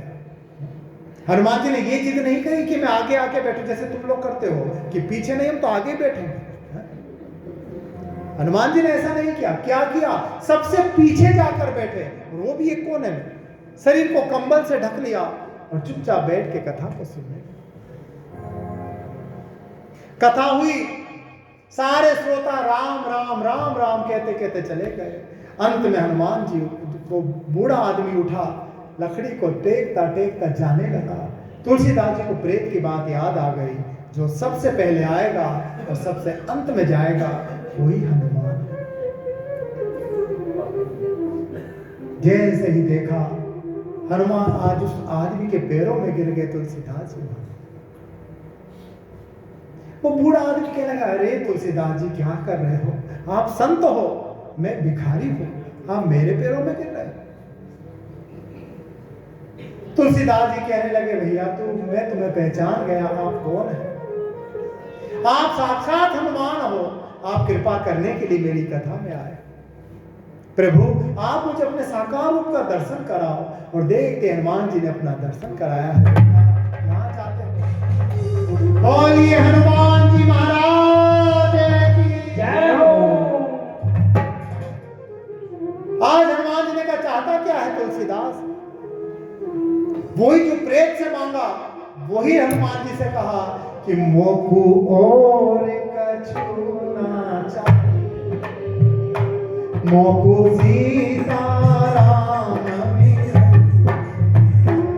मोको और कछु ना चाहिए, मोहे सीता कुछ नहीं चाहिए। यदि देना चाहते हो हनुमान तो मुझे राम जी का दर्शन हो, ऐसी कृपा करो। हनुमान जी ने कहा, अरे राम जी तो रोज तेरे पास आते हैं, लेकिन मैंने तो देखा नहीं। कहा ऐसे नहीं, वो रूप बदल कर आते हैं, कल भी आएंगे, पकड़ लेना। आज तुलसीदास जी पूजन कर रहे थे।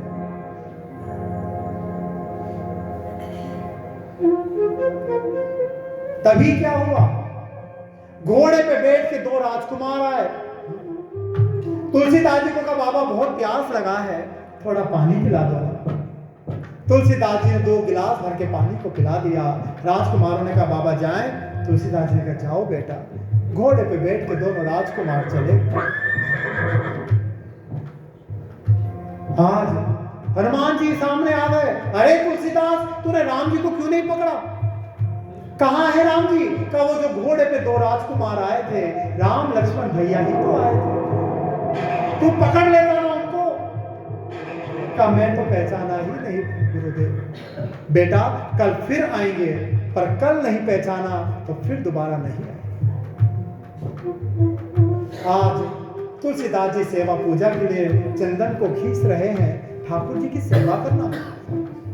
सुबह सुबह 2 बालक खेलते खेलते आ गए, एक श्याम वरण एक गौ वरण, दोनों चंद्र चकोर। तुलसीदास जी के पास आ गए, बाबा हमारा माथा सोना है, थोड़ा सा चंदन का तिलक लगा दो। तुलसीदास जी का बेटा 2 मिनट बैठ जाओ ना, मैं ठाकुर जी का तिलक लगा दूं, फिर प्रसाद रूप में तुम्हारे भी लगा दूं। इधर हनुमान जी गुरु है ना, चिंता हो गई। अब राम लक्ष्मण सामने खड़े हैं, तुलसीदास अब तो पकड़ ले, लेकिन तुलसीदास जी अभी भी नहीं पहचानते। हनुमान जी ने क्या किया, एक तोते का रूप धारण किया, जिस पेड़ के नीचे तुलसीदास जी बैठे थे उसी पेड़ पे चढ़ गए और एक दोहे को बोला कि चित्रकूट के घाट पर भई संतन की भीड़, तुलसीदास चंदन घिसे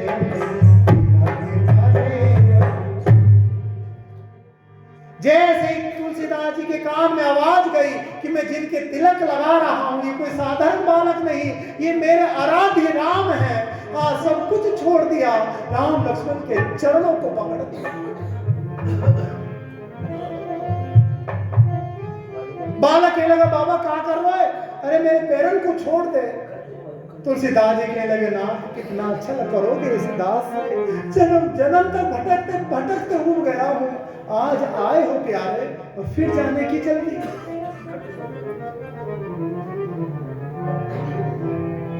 राम जी धनुष बाण को हाथ में लेके खड़े हो गए। तुलसीदास तेरी भक्ति से प्रसन्न हो, मेरी एक आज्ञा है, तो मेरी आज्ञा को मानोगे? तुलसीदास कहो ना प्यारे, क्या चाहते हो? तुलसीदास ये जो रामायण है ना, जो वाल्मीकि जी ने लिखा, बड़ा कठिन है, हर जीव इसको समझ नहीं सकता। आप एक काम करो ना, मेरी आज्ञा से इसको सरल भाषा में करो और सरल भाषा में मेरी राम कथा को लिखो, जिसको हर मनुष्य समझ सके, हर मनुष्य जिसको पढ़ सके। तुलसीदास जी ने वही भगवान की कृपा आशीर्वाद से और उनकी आज्ञा से रामचरितमानस की रचना किया है, उसी चित्रकूट के घाट पर। बोले रामचरितमानस की जय हो, बोले सीताराम जी महाराज की जय हो, तुलसीदास बाबा जय हो। तो ये तो परमात्मा है ना भाई, इनसे सरल कौन हो सकता है? राम जितने सरल संसार में दूसरे कोई नहीं। और ये बात तो तुलसी कृष्ण भी कहते हैं, कब? जब पूतना को मारने लगे। पूतना कहने लगी छोड़ दे मुझे, छोड़ दे। तो कृष्ण कहते कैसे छोड़ दूंगा? मौसी मैं हर जीव को पकड़ता नहीं, ये तो राम जी का काम है, राम सरल है, जो एक बार शरण में आता उसी को पकड़ लेते हैं, लेकिन मैं इतना सीधा नहीं, मैं तो पहले तपाता हूं, तपने के बाद जीव को पकड़ता हूं। पर राम जी नहीं तपाते, क्यों? क्योंकि राम जी जानते हैं ये कलयुग का जीव है, तपेगा तो ये मुझे ही छोड़ देगा, जानते हैं। तो इसीलिए आज हनुमान जी को तुलसीदास जी ने वंदन किया। फिर वंदन करते हैं, उद्भव स्थिति संहार कारिणी, कलेश हारिणी, सर्वस्य करीं सीतां नतो हम राम वल्लभा। फिर वंदन किया किसको? मां जानकी को, सीता माता को वंदन किया। इन जैसी तपस्विनी, इन जैसी साध्वी, इन जैसी पतिव्रता संसार में कोई हो नहीं सकता। फिर अंत में भगवान को वंदन किया, याम्या यान्माया वसेस्वन्तिं विश्वम् अखिलं ब्रह्मादि देवासुरः, यत् सत्वाद् नश्येव भाति सकलं रज्यो यथार्ह ब्रह्म, यत् पाद पल्लवमेकमेवं हि भवाम्बोधे स्थिति सार्वतां, वन्देऽहं तं शेष कारणं परं राम्याख्यमी संहरि। जो जिनकी माया से देवी देवता आदि भी मोहित हो जाते हैं, जो सृष्टि को रचने वाले हैं, पालन करने वाले हैं और संहार करने वाले हैं, उन भगवान राम हरि को मैं बारंबार वंदन करता हूं। एक एक मंत्र में सभी की उपासना किया है तुलसीदास जी महाराज ने। नाना पुराण निगमागम सम्मतम यदह रामायण गदितम क्वचित अन्योपि स्वांतः सुखाय तुलसी रघुनाथ गाथा भाषा निबंध मति मंजूला मात नौती। फिर अंत में वंदन किया किसको? ये रामचरितमानस, जो इस भव सागर के पार करने वाली नौका है, जो इस सारे कष्ट संकटों को मिटाने वाली है, जो मन इच्छित वर को देने वाली है, जिसकी कृपा से राम की प्राप्ति हो जाए, तो उस रामचरितमानस को बारंबार वंदन करता है। ये 7 मंत्र क्या है? ये 7 कांडों के हर एक कांड का एक मंत्र ही व्याख्या।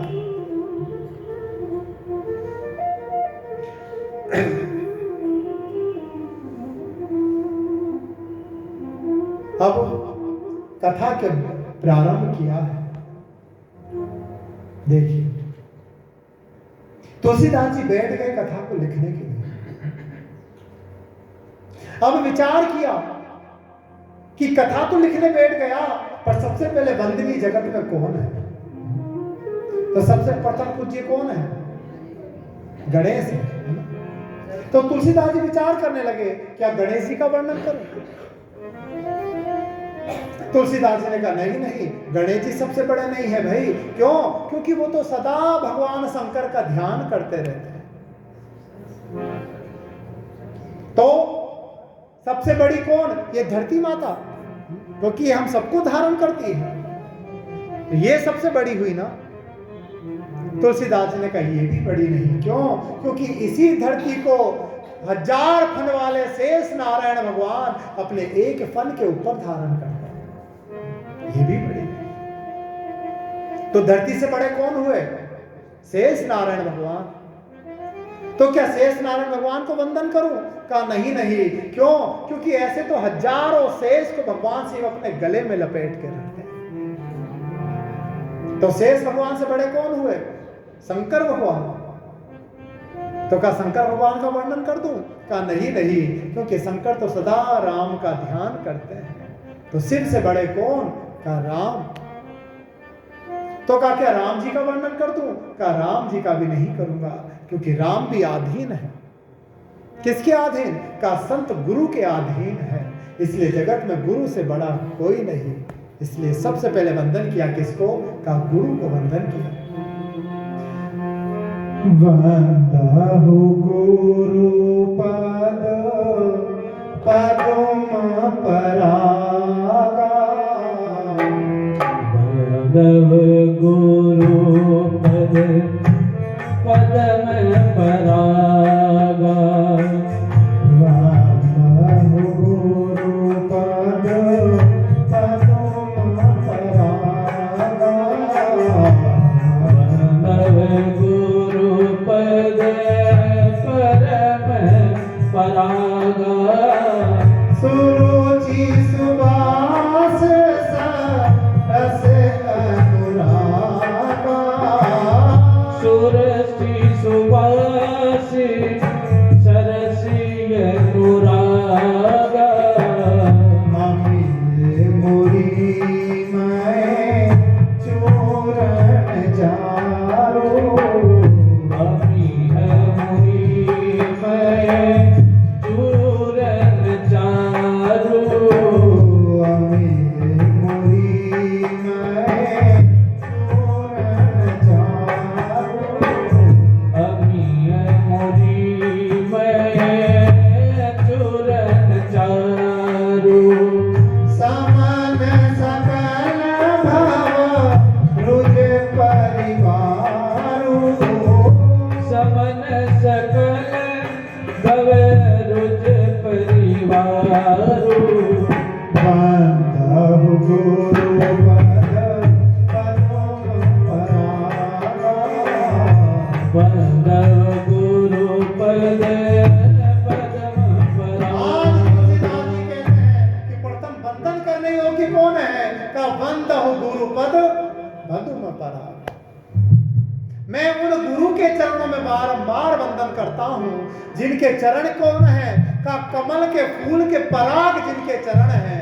और ये मन कैसा है? का ये मन तो भंवरे का जैसा है। हम ये मुरी में चारण चारू, समन सकल रुज सज परिवार। आज तुलसीदास जी कहते हैं, अरे मन क्यों भटकता है संसार के विषय विकारों में। संसार में वो रस नहीं जो मनुष्य को आनंद दे सके। यदि तुझे आनंद रूपी रस चाहिए तो संसार में मत भटक। तो क्या करे का बंदो गुरुपद पदु में परागा, उन गुरु के चरण रूपी पराग को पकड़। पीना है तो गुरु के चरण रूपी परागों को पियो। पीना है तो गुरु के चरणों के रसावादन को आनंद लो। तो गुरु है कौन? जो जीव को माया रूपी अंधकार से निकाल के और परमात्मा रूपी ज्योत में ले जाके मिला दे, सो ही परमात्मा, जो सो ही गुरु है। ये संसार के अंधकार को संसार में कोई नहीं मिटा सकता, केवल एक है जो मिटा सकता है। वो कौन है? का गुरु। एक बार तिरुपति भगवान को शंका हो,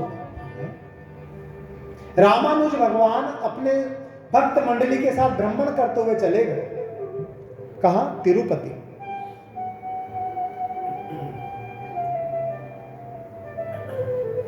भगवान ने पुजारी को कहा, देखो बाहर जो संत आए हैं ना, उनको मेरे पास अंदर लेके। आज पहली बार भगवान ने बोले।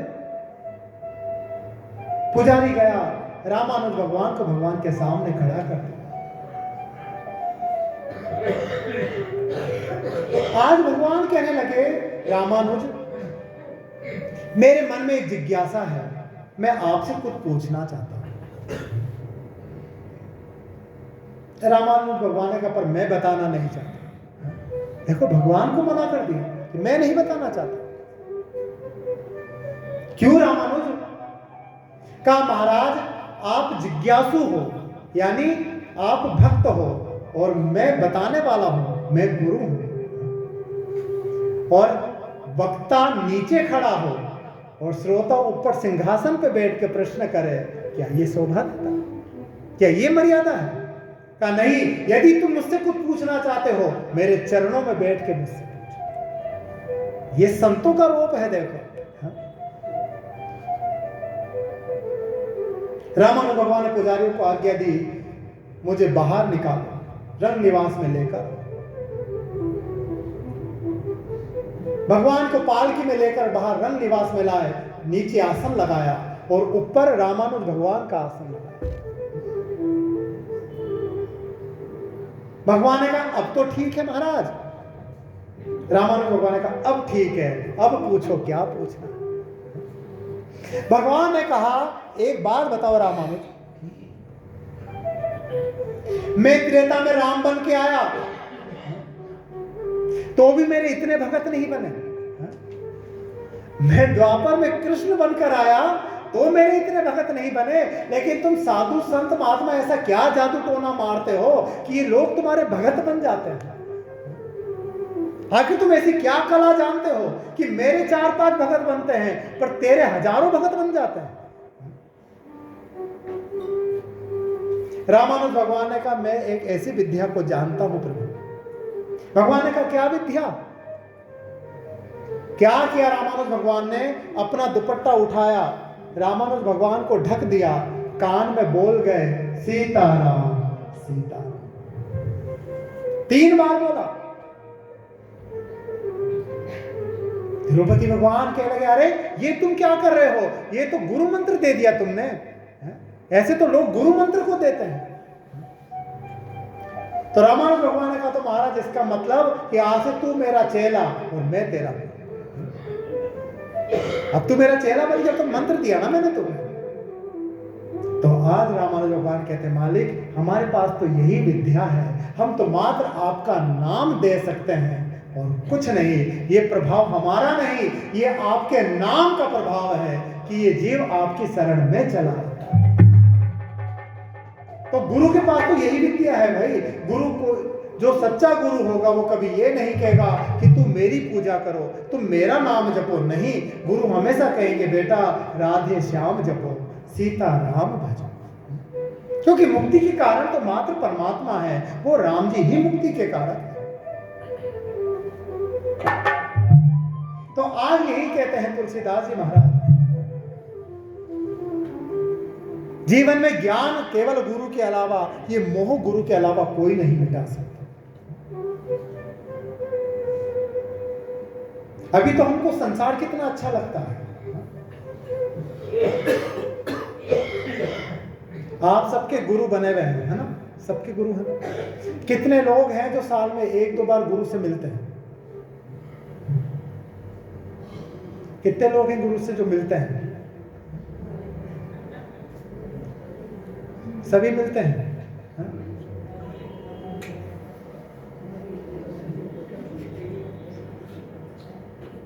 देखो, गुरु क्या करता है? का गुरु सदा जीव को सतमार्ग पे जाने की ही शिक्षा देता है। कभी गुरु गलत मार्ग पे नहीं लेके जाएगा। एक चेला था, गुरु महाराज की बहुत सेवा करता। एक दिन चेला आया, गुरु महाराज मेरे घर वाले मेरे लिए रिश्ता देख रहे हैं, मैं शादी कर लूं? गुरु महाराज ने कहा, बेटा ये गृहस्थी संसार तो नरक में जाने का ही साधन है। क्योंकि जीव गृहस्थी को सबसे बड़ा माना है, पर ये जीव उस आश्रम की महिमा को समझ ही नहीं पाता। हम गृहस्थी में क्यों आए हैं? आप सब लोग गृहस्थी में बैठे हैं, तो गृहस्थी का सबसे बड़ा धर्म क्या है? क्या धर्म है गृहस्थी का? अरे आप सब गृहस्थी के लोग हो, आप लोगों का धर्म क्या है? हाँ? अरे परिवार, अभी मैंने थोड़ी देर पहले क्या कहा? परिवार का पालन पोषण तो कुत्ते सुअर भी करते हैं, नहीं करते हैं क्या? बच्चा होता है ना, तो कुतिया अपने बच्चों को छोड़ के कभी दूर नहीं जाती। अगर कोई बच्चे को पकड़ ले तो उसको काटने को दौड़ती। बिल्ली को देखो, अपने बच्चों को दांत से पकड़ लेगी पर चोट नहीं लगने देगी। पक्षियों को देखो, उड़ कर जाते हैं, दाना चुन चुन कर लाते हैं, अपने बच्चों को पेट भरते हैं। ये काम तो पशु पक्षी जानवर भी करता है। फिर हम गृहस्थी में क्यों आए? हम मनुष्य क्यों बने? गृहस्थी का सबसे बड़ा धर्म है क्या? दूसरों की सेवा करना, भजन करना, भक्ति करना। कोई गरीब हो उसकी सहायता करे, कोई भूखा हो उसको भोजन करे। पर हम लोग तो रोटियां आजकल गिन के बनाते हैं, भाई दूसरे को खिलाएं कहां? सही है कि नहीं ये बताओ? हम लोग पहले गिन लेते हैं, 4 उनकी, 3 मेरी, 2 बच्चे की और 2 बहू की। कितना हो गया? 10 रोटी बस। 10 से 11 भी बन जाएगी तो रात को नींद नहीं आई हो, आज तो 1 रोटी बच गया। लेकिन पहले देखो माता बहनें बनाती थी ना, तो रोटी कभी गिन के नहीं बनाती थी, बिना गिने रोटी बनाती थी। और उसका प्रताप कि 4 आदमी और आ जाए ना मेहमान, तो दोबारा आटा लगाने की जरूरत नहीं पड़ती, उन्हीं में ही उन सबको खिलाते थे। फिर भी सुबह के लिए 1 रोटी बच जाती थी कि छोरा चाय में डुबो के खा ले।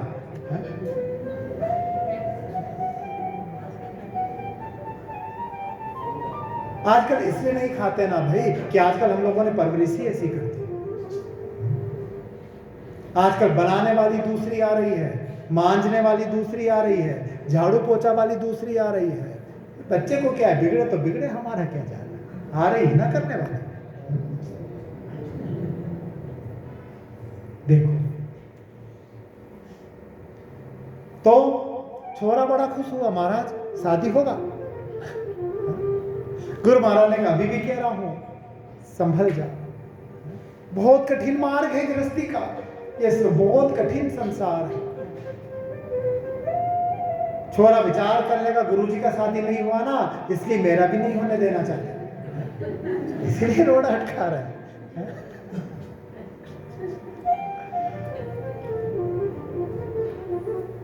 1-2 महीना गुरुजी के जाना ही बंद कर दिया। जहां सुबह शाम गुरुजी के जाता था, 2 महीना जाने बंद कर दिया। छोरी देखी, शादी शुदी करके फ्री हो गया। अब तो पति भी इतनी सुलक्षणा आई कि सुबह उठते गरम गरम चाय का प्याला सामने रख देती, सुनो जी गरम गरम पी लो। 9 बजता, सुनो जी आपके लिए उपमा बनाया है, खा लो। 12 बजती, स्वामी जी भोजन कर लो। 24 घंटा सेवा में लगी रहती, सेवा में लगी रहती। चेला विचार करने लगा, देखो गुरुजी को ये लड्डू नहीं मिला इसलिए मुझे भी नहीं खाने देना चाहते। कितना आराम है शादी करके, तो लुगाई पाँव भी दबाती है, कपड़ा भी धोती है, रोटी भी बनाती है, सारा काम करती है।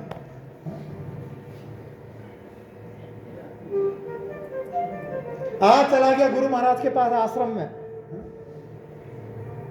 गुरु ने कहा बेटा 2 महीने से क्यों नहीं आए? कहा गुरुजी आज पछतावा हो रहा है कि तुमको गुरु बनाया।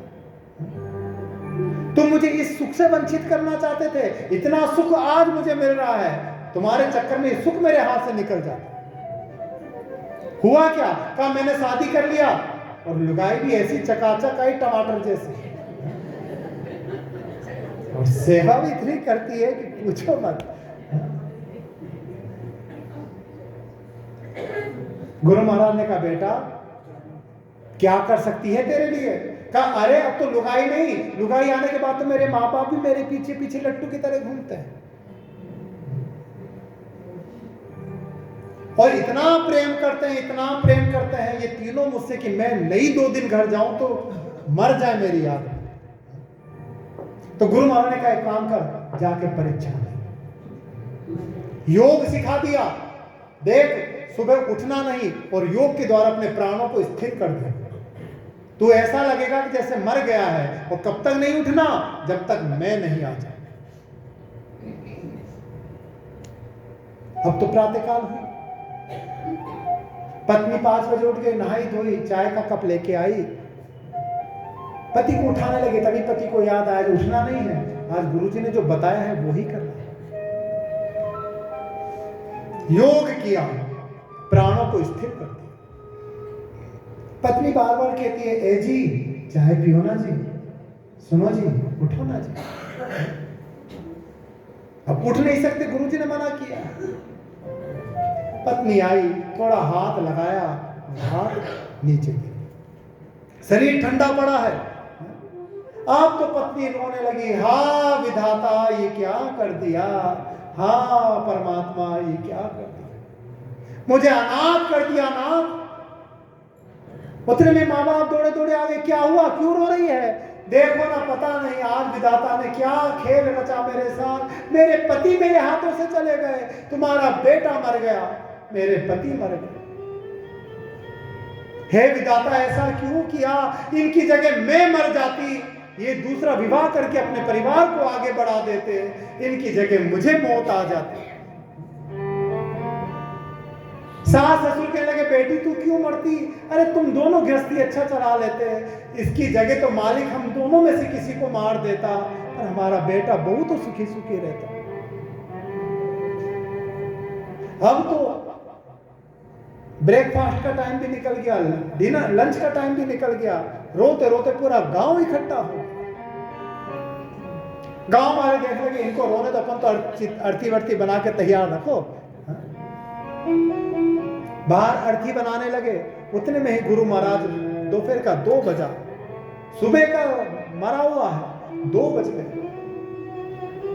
गुरु महाराज कहने लगे भैया ये रोना धोना क्यों हो रहा है, क्या हो गया आज गांव में? कहा गुरु महाराज आपका जो चेला था ना वो मर गया।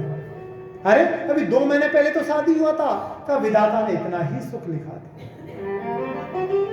गुरु महाराज पहुंच गए कुटिया के अंदर, जैसे गुरु को देखा माँ बाप अपनी पैरों में गिर गए, गुरु महाराज हमारा पुत्र चला गया, विधाता हमको मार देता लेकिन पुत्र को जीवित कर देता।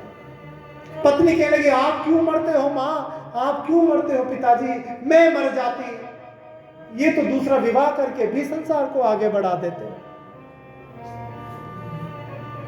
गुरु महाराज ने मन में कहा अभी देखता हूं कौन मरता है, रुको दो।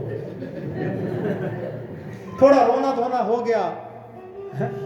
गुरु महाराज ने कहा देखो ये आज ही मरा है ना, इसकी आत्मा अभी ज्यादा दूर नहीं गई है, तो का रामनगर से निकल के केवल रेलवे स्टेशन तक ही पहुंची। इसको वापस बुला सकता हूं। सब राजी हो गए, हाँ हाँ गुरु महाराज बुलाओ बुलाओ, हमारा बेटा को बुला दो गुरु महाराज, जो कहोगे करेंगे, इसको जिंदा कर दो। गुरु महाराज ने कहा गिलास पानी लेके आओ। एक लोटा पानी लाए, अब वो मरा तो था नहीं ना। गुरु महाराज ने क्या किया, उसके ऊपर से झूठ मूठ में 7 बार पानी को उसार दिया, पानी को ढक दिया। देखो इसकी मृत्यु को मैंने इस पानी के लोटा में डाल दिया। अब क्या होगा, अब जो इस पानी को पिएगा वो तो मर जाएगा और ये जिंदा हो जाएगा, क्योंकि यमराज को एक आदमी तो बराबर में देना पड़ेगा। अब कौन पिएगा? सबसे पहले डोकरा के पास ले गए, ले तू पी जा, तेरा छोरा मर गया ना। डोकरे देखे ये तो बात उल्टी पड़ गई, मैं तो झूठी मूठी कह रहा था मैं मर जाऊंगी, तो सच्ची में याद है। बाप कहने लगा मैं मर जाता गुरुजी, अब उम्र में देखना क्या बाकी रहा, कुछ बाकी नहीं रहा, मैं आज मर जाऊं मुझे चिंता नहीं, पर चिंता इस बात की है मैं मर गया तो मेरी इस डोकरी को कौन संभालेगा। आजकल बेटे बहुओं का विश्वास है क्या? रोटी दे नहीं दे, डोकरी भूखी मर जाए। और आजकल तो अनिरुद्धाचार्य ने भी वृद्ध आश्रम खोल दिया, डोकरी घुमा पटक दे तो ये भी टेंशन। गुरु महाराज ने कहा तो डोकरी तू पी जा, तेरे कारण डोकरे का प्राण अटक रहा है, तू मर जा। डोकरी कहने के मैं मर तो जाती नाथ, पर चिंता इस बात की है, आजकल की बहुओं को तो आप जानते हो ना, डोकरा को रोटी नहीं दी तो मैं कम से कम धीरे धीरे करके 2 रोटी पोक के खिला तो दूंगी डोकरा को। नहीं मरने की मुझे चिंता नहीं, अभी मर जाऊं कोई दिक्कत नहीं, कि डोकरा मर गया होता तो मैं अभी मर जाती, पर इसके कारण तो मुझे जिंदा रहना पड़ेगा ना। गुरु ने कहा चलो तुम दोनों कोई बात नहीं। पत्नी के पास चले गए, देवी तू तो कह रही थी ना मैं मर जाऊं वंश नहीं बढ़ेगा, इसके जीने से वंश बढ़ेगा, ले पी और बड़ा वंश को। पत्नी कहने लगी महाराज मैं क्यों मरूं, जब जन्म देने वाले माँ बाप इसके लिए नहीं मर सके तो मैं तो पराए घर की आई छोरी हूं, मैं क्यों मरूं। और अभी तो 2 महीना शादी को हुआ है, दूसरे के नाते चली जाऊंगी, उसके साथ छोरा छोरी पैदा करके परिवार को आगे बढ़ा लूंगी, ऐसे तो खूब आते जाते रहते हैं, क्यों मरूं इसके लिए, जब माँ बाप इसके सगे नहीं हुए तो मैं ही पराई घर की आई इसके लिए क्यों सगी बनूं। और अभी तो मैंने संसार में देखा ही क्या है, मेरी नई उम्र है, अभी तो मैंने दुनिया देखी ही नहीं, जिंदा रहूंगी तो दुनिया देख तो लूंगी। तो गुरु महाराज का तुम तीनों नहीं मरोगे, तीनों ने कहा नहीं नहीं हम नहीं मरेंगे। तो गुरुजी ने कहा मैं मर जाऊं, और जैसे का तीनों बड़े राजी हुए, हाँ हाँ गुरुजी तुम मरो गुरुजी, संत जीवन ही दूसरे के कल्याण के लिए होता है, तुम मर जाओ हमारा कल्याण हो जाए। गुरुजी महाराज लोटे का पानी गड़गड़ गड़गड़ करके पी गए, और सुन कौन रहा है, वो पड़ा हुआ चेला सुन रहा है। गुरुजी ने कान पकड़ के एक गाल पे चाटा मारा, खड़ा कर दिया, हाथ पकड़ के बोल अब तीनों में कौन तेरे सगे हैं जिनसे तूने मेरी आज्ञा को टाला, ये बाप तेरा कि ये माँ तेरी कि ये पत्नी तेरी। चेला पैरों में गिर गया, गुरु महाराज समझ गया संसार में कोई हमारा नहीं, हमारे तो केवल एक सदगुरु है, गुरु के अलावा कोई नहीं जो जीव का हित चाहता हो। आप तो मेरा ही हित चाहते थे, पर मैं आपकी कृपा को समझ नहीं पाया। तो इसीलिए कहा कि बंदौ गुरुपद पदुम परागा, सुरुचि सुबास सरस अनुरागा। ये गुरु के चरणों का जो ध्यान कर लेता है कि सारे तीर्थ धाम आपके चरणों में, हे गुरुदेव प्रणाम आपके चरणों में, सारे तीर्थ धाम आपके चरणों में, चरणों में, हे गुरुदेव प्रणाम आपके चरणों में, सारे तीर्थ धाम आपके चरणों में, चरणों में, हे गुरुदेव प्रणाम आपके चरणों में।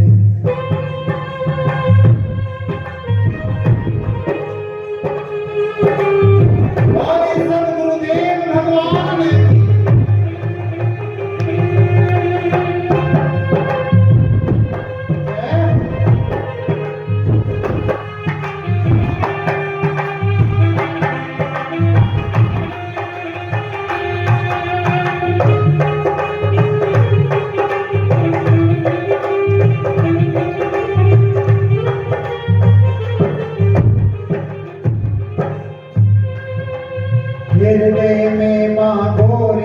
लक्ष्मी कंठ शारदा माता है। हृदय में महागौरी लक्ष्मी कंठ शारदे माता है। हृदय में माँ गौरी लक्ष्मी कंठ शारदा माता है। हृदय में माँ गौरी लक्ष्मी कंठ शारदे माता है। जो भी मुख से वचन कहे वो वचन सिद्ध हो जाता है।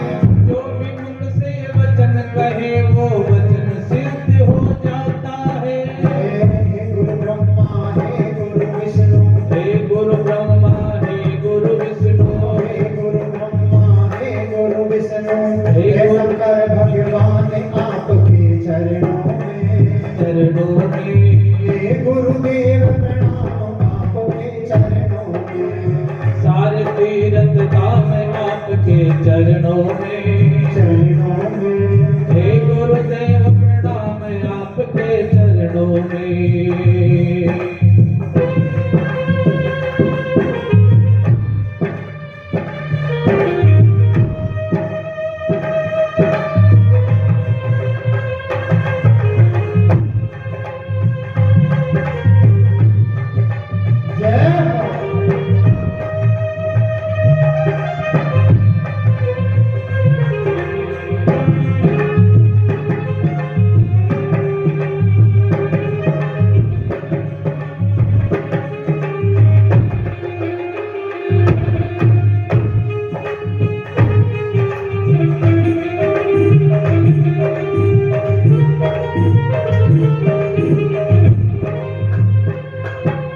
जन्म के दाता मात पिता है आप कर्म के दाता।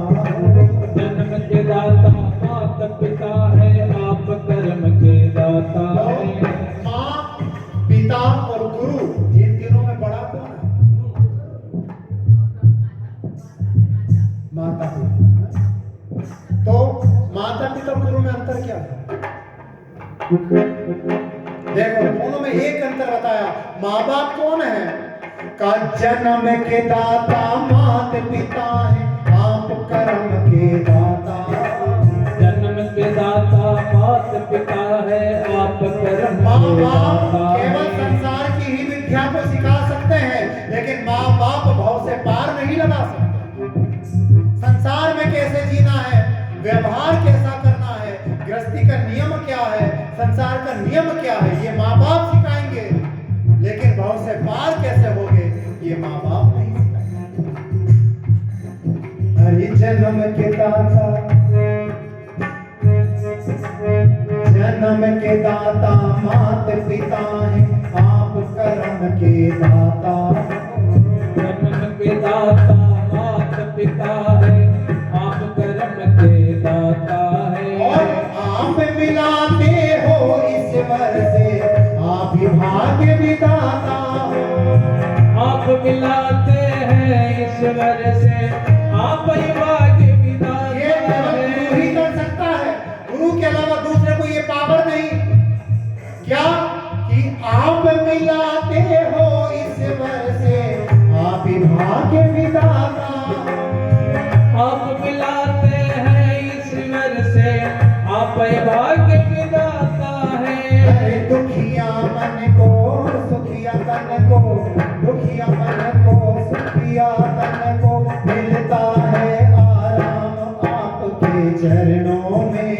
चरणों में हे गुरुदेव प्रणाम आपके चरणों में। हे गुरुदेव प्रणाम आपके चरणों में। सारे तीर्थ धाम आपके चरणों में। चरणों में हे गुरुदेव प्रणाम आपके चरणों में।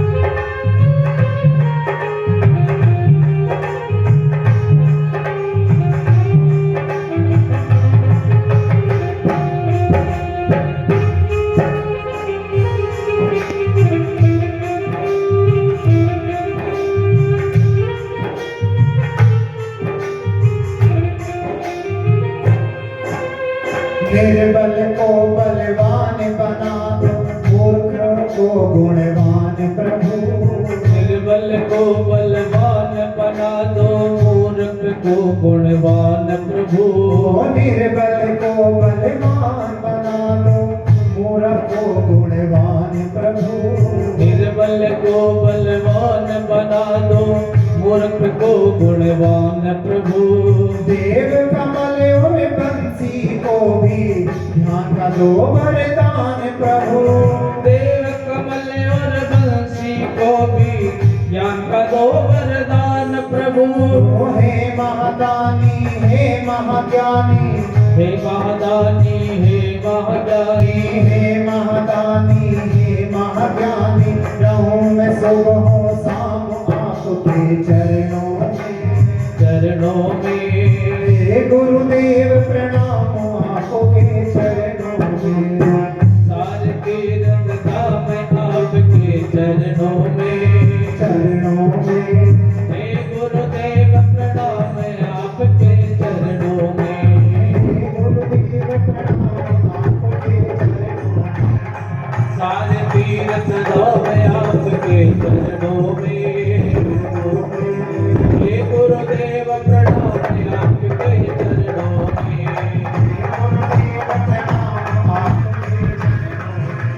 हे गुरुदेव प्रणाम आपके चरणों में। बोले श्री गुरुदेव भगवान जय हो। जन्म के दाता मात पिता है, आप कर्म के दाता। जो भाग्य ब्रह्मा विष्णु महेश नहीं बदल सकते, उस भाग्य को कौन बदल सकता है? का मात्र गुरु बदल सकता है। और ये बात किसने कही? ये बात भरत ने कही है। किसको? वशिष्ठ गुरु को। गुरुदेव आप तो राम जी के भी गुरु थे ना। मैंने सुना है कि त्रिदेव जिस भाग्य को नहीं बदल सकते हैं, गुरु उस भाग्य को बदल सकते हैं। फिर आपने राम जी के भाग्य को क्यों नहीं बदला? क्यों जाने दिया उनको वनवास? तो आज यही बात कही है, हरि रूठे गुरु ठोर, गुरु रूठे नहीं ठोर। परमात्मा यदि जीव से रूठ जाए तो भी गुरु अपनी कृपा से जीव की मुक्ति कर सकता है। पर यदि गुरु रूठ जाए तो भगवान में भी इतना सामर्थ्य नहीं कि उस जीव को भव से पार कर सके।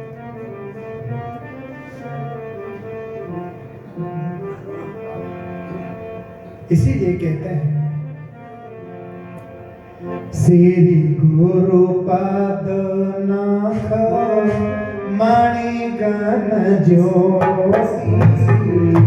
श्री गुरु पद नाथ मणिगण ज्योति। सुमिरत दीप्या दृष्टि ही होती। सुमिरत दिव्य दृष्टि ही होती। दलन मोहता सो प्रकाशु। दलन मोहत सोस प्रकाशु। बड़े भाग और आवहि जासु। बड़े भागी रे आवड़ जासु। श्री गुरु पर मणिगण ज्योति। श्री गुरु पद दख मणिगण ज्योति। तो तुलसीदास जी कहते हैं ये गुरु के चरण क्या है? का श्री गुरु पद नख मणि सन ज्योति। एक एक चरणों का एक एक नख बहुमूल्य मणियों का जैसा है। और जो जीव गुरु की शरणागति आ जाता है तो वो मणियों का प्रकाश क्या करता है? उस जीव के हृदय में जो ज्ञान रूपी अंधकार है, उस अज्ञान रूपी अंधकार को मिटा देता है।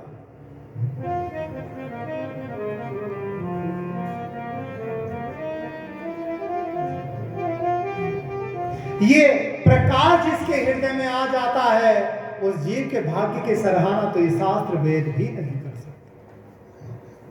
इसीलिए कभी भी गुरु आए तो गुरु के चरणों को सदा वंदन करना चाहिए। कैसे? का गुरु के चरणों, पैर के अंगूठे को प्रणाम करना चाहिए। आप लोग करते हैं? करते हो कि नहीं करते हो?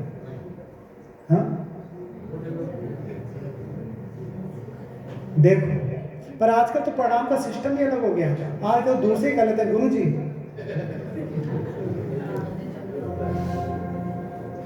तभी तो आजकल लोगों में ज्ञान की कमी है। आजकल बच्चों में ज्ञान क्यों नहीं आ रहा? क्योंकि आजकल शिक्षा की प्रणाली उल्टी हुई।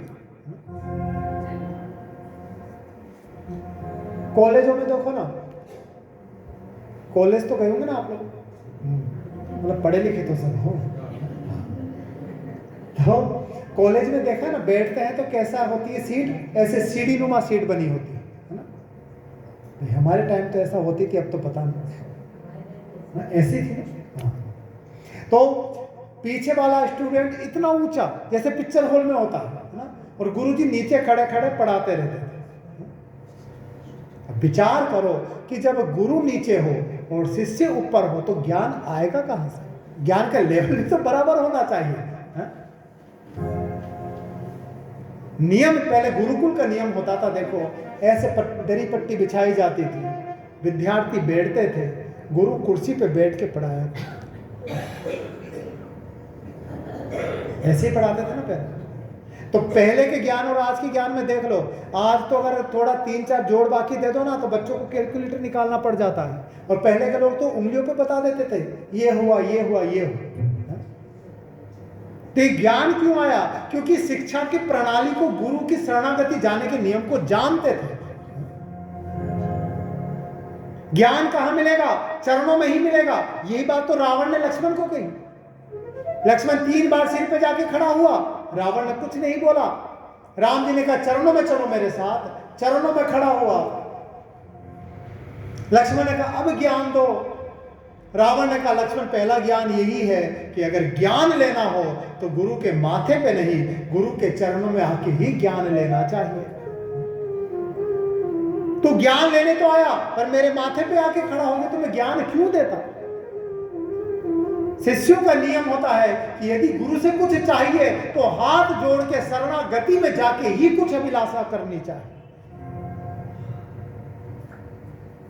तो यही तुलसीदास जी कहते हैं कि गुरु पद नख मणि गण ज्योति, एक एक नख ज्योति के समान है, मणियों के समान है। और मणि भी कैसी? जो प्रकाश को दे रही है। कौन सा प्रकाश? का ज्ञान का प्रकाश। और ये ज्ञान का प्रकाश क्या करेगा? का ये हमारे मन में जो ज्ञान रूपी अंधकार है उसको मिटा देगा। इसलिए देखो, कभी भी घर में गुरु आए, संत आए, तो उनकी पूजन का नियम होता है भाई। ऐसा नहीं कि गुरु जी आए, आके उनको बिठा दिया, रोटी पानी खिलाए, तिलक करके दक्षिणा दे दी, का हो गया काम। नहीं होगा। गुरु घर में आए, उनकी पूजन का नियम होता है। क्या? गुरु आए तो द्वार पे गुरु की आरती करना चाहिए, सम्मान के साथ उनको लेकर आओ, पवित्र आसन हो। ऐसा आसन नहीं। हम लोग तो आजकल क्या करते हैं, गुरु जी आए ना, गुरु जी आप सोफे पे बैठ जाइए, उसी सोफे पे हम बैठते हैं, उसी पे हमारा बच्चा परिवार बैठता है, और उसी आसन पे हम गुरु को बिठा देते हैं। यह भी अपराध होता है। कभी खुद के आसन पे गुरु को नहीं बिठाना चाहिए। तो क्या करें? अगर बिठाना हो तो उसी जगह नया आसन बिछा दो, गुरु जी इस पे विराजमान। फिर जब गुरु आए, आसन पे बैठ जाएं, तो गुरु के चरणों को धोना चाहिए, उनके चरणों को पखारना चाहिए। अब धोना तो होता नहीं ना हमको, तो हम लोगों के पास बहाना हो जाता है, गुरुजी सर्दी में क्या पैर धुलाओगे, ठंड लग जाएगी, आपको रहने दो। अरे धोना तो तेरे को नहीं है, गुरुजी को क्यों बदनाम करते हैं? धोना तो तेरे को नहीं है, ठंड तो तेरे को लग रही है भाई। लेकिन नियम होता है कि गुरु के चरणों को धोना चाहिए, पखारना चाहिए। फिर उस जल का क्या करें? फेंक दें? का फेंकना नहीं, उसको चरणामत पूरे परिवार को दो। रखना हो तो रख लो, नहीं रखना हो तो कोई पवित्र वृक्ष में उस चरणामत को डाल। फिर उसके बाद गुरु की तिलक लगा के पूजन करो। फिर गुरु को भोजन कराना हो तो कराओ, नहीं कराना तो जो तुम्हारी श्रद्धा हो। फिर जब गुरु जाएं तब गुरु का पूजन करो, गुरु की आरती करो, दोबारा गुरु के वंदन करो। जो भेंट देना है, भेंट भी कभी सूनी नहीं देनी चाहिए। कभी भी संत आए, गुरु आए, या कहीं भगवान की यात्रा निकल रही हो, होता है ना जलजूनी 11 पे निकलती है, अपने यहाँ से भी निकलती है, तो आप लोग क्या चढ़ाते हो उस पर? कई लोग तो क्या करते हैं, एक केला ले आएंगे, 10 रुपया ला के चढ़ा देंगे। नहीं, दक्षिणा पूर्ण कब होती है? जब दक्षिणा के साथ श्रीफल दिया जाता है, यानी नारियल दिया जाता है। तो कभी घर पे ब्राह्मण आए, संत आए, गुरु आए, तो दक्षिणा चाहे 1 रुपया ही दो, लेकिन नारियल के ऊपर रख के देना चाहिए, तो वो दक्षिणा का पुण्य प्राप्त होता है। पर हम लोग तो आजकल, फिर गुरु जी आ भी जाते हैं ना, तो फिर गुरु से क्या बातें करते हैं, क्या चर्चा होती है गुरु से? हाँ, गुरु जी आपके घर में आए तो आप गुरु जी से क्या बातचीत करते हैं? हम तो गुरु जी आता है ना, तो गुरु जी के आते ही घर में अपने परिवार का रोना शुरू कर देते हैं। महाराज जी ऐसा हो गया, गुरु जी ऐसा हो गया, गुरु जी छोरा की शादी हो गया 8 साल, गुरु जी पोता पोती का मुंह नहीं दिखा, गुरु जी मर जाए उसके पहले एक हो जाए, गुरु जी छोरा का नौकरी लग जाए, गुरु जी छोरे का प्रमोशन हो जाए, गुरु जी। अरे तो कोई छोरा छोरी गुरु जी जेब में लेके घूम रहे हैं जो तेरे को दे देंगे? हाँ? अभी 2 मिनट पहले क्या कहा मैंने, जिसके पास जो वस्तु हो उससे वो ही मांगो। मांगना है तो कैसे? मीराबाई का जैसा मांगो। मीराबाई ने क्या मांगा? राम जी मिलन। कथा चल रही थी, अपने दादा, उनके दादा परम वैष्णव थे मीराबाई के, कथा सुनने गई। गुरु महाराज ने कहा किसी के मन में कोई शंका हो, कोई प्रश्न हो तो पूछ लेना, निसंकोच हो, पर कथा के बीच में नहीं, कथा के बाद। सारे लोग चले गए, मीरा के दादा ने हाथ पकड़ा, लो चले बेटा। मीरा ने कहा बाबू साहब थोड़ा सा रुक जाओ ना, गुरु जी से कुछ पूछना है। गुरु महाराज के पास चली गई, गुरु महाराज को कहा, गुरु महाराज आपने कहा था मन में कोई प्रश्न हो तो पूछ लेना, मैं पूछूं? गुरु जी ने कहा क्या छोटी सी 5 साल की बच्ची क्या पूछेगी? गुरु ने कहा पूछो ना बेटा, क्या पूछना है?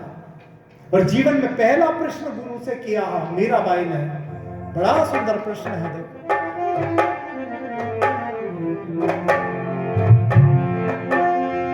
राम जी मिलने गदी होसी दी, मारा जूना जोशी। राम जी मिलने गदी होसी, मारा जूना जोशी। राम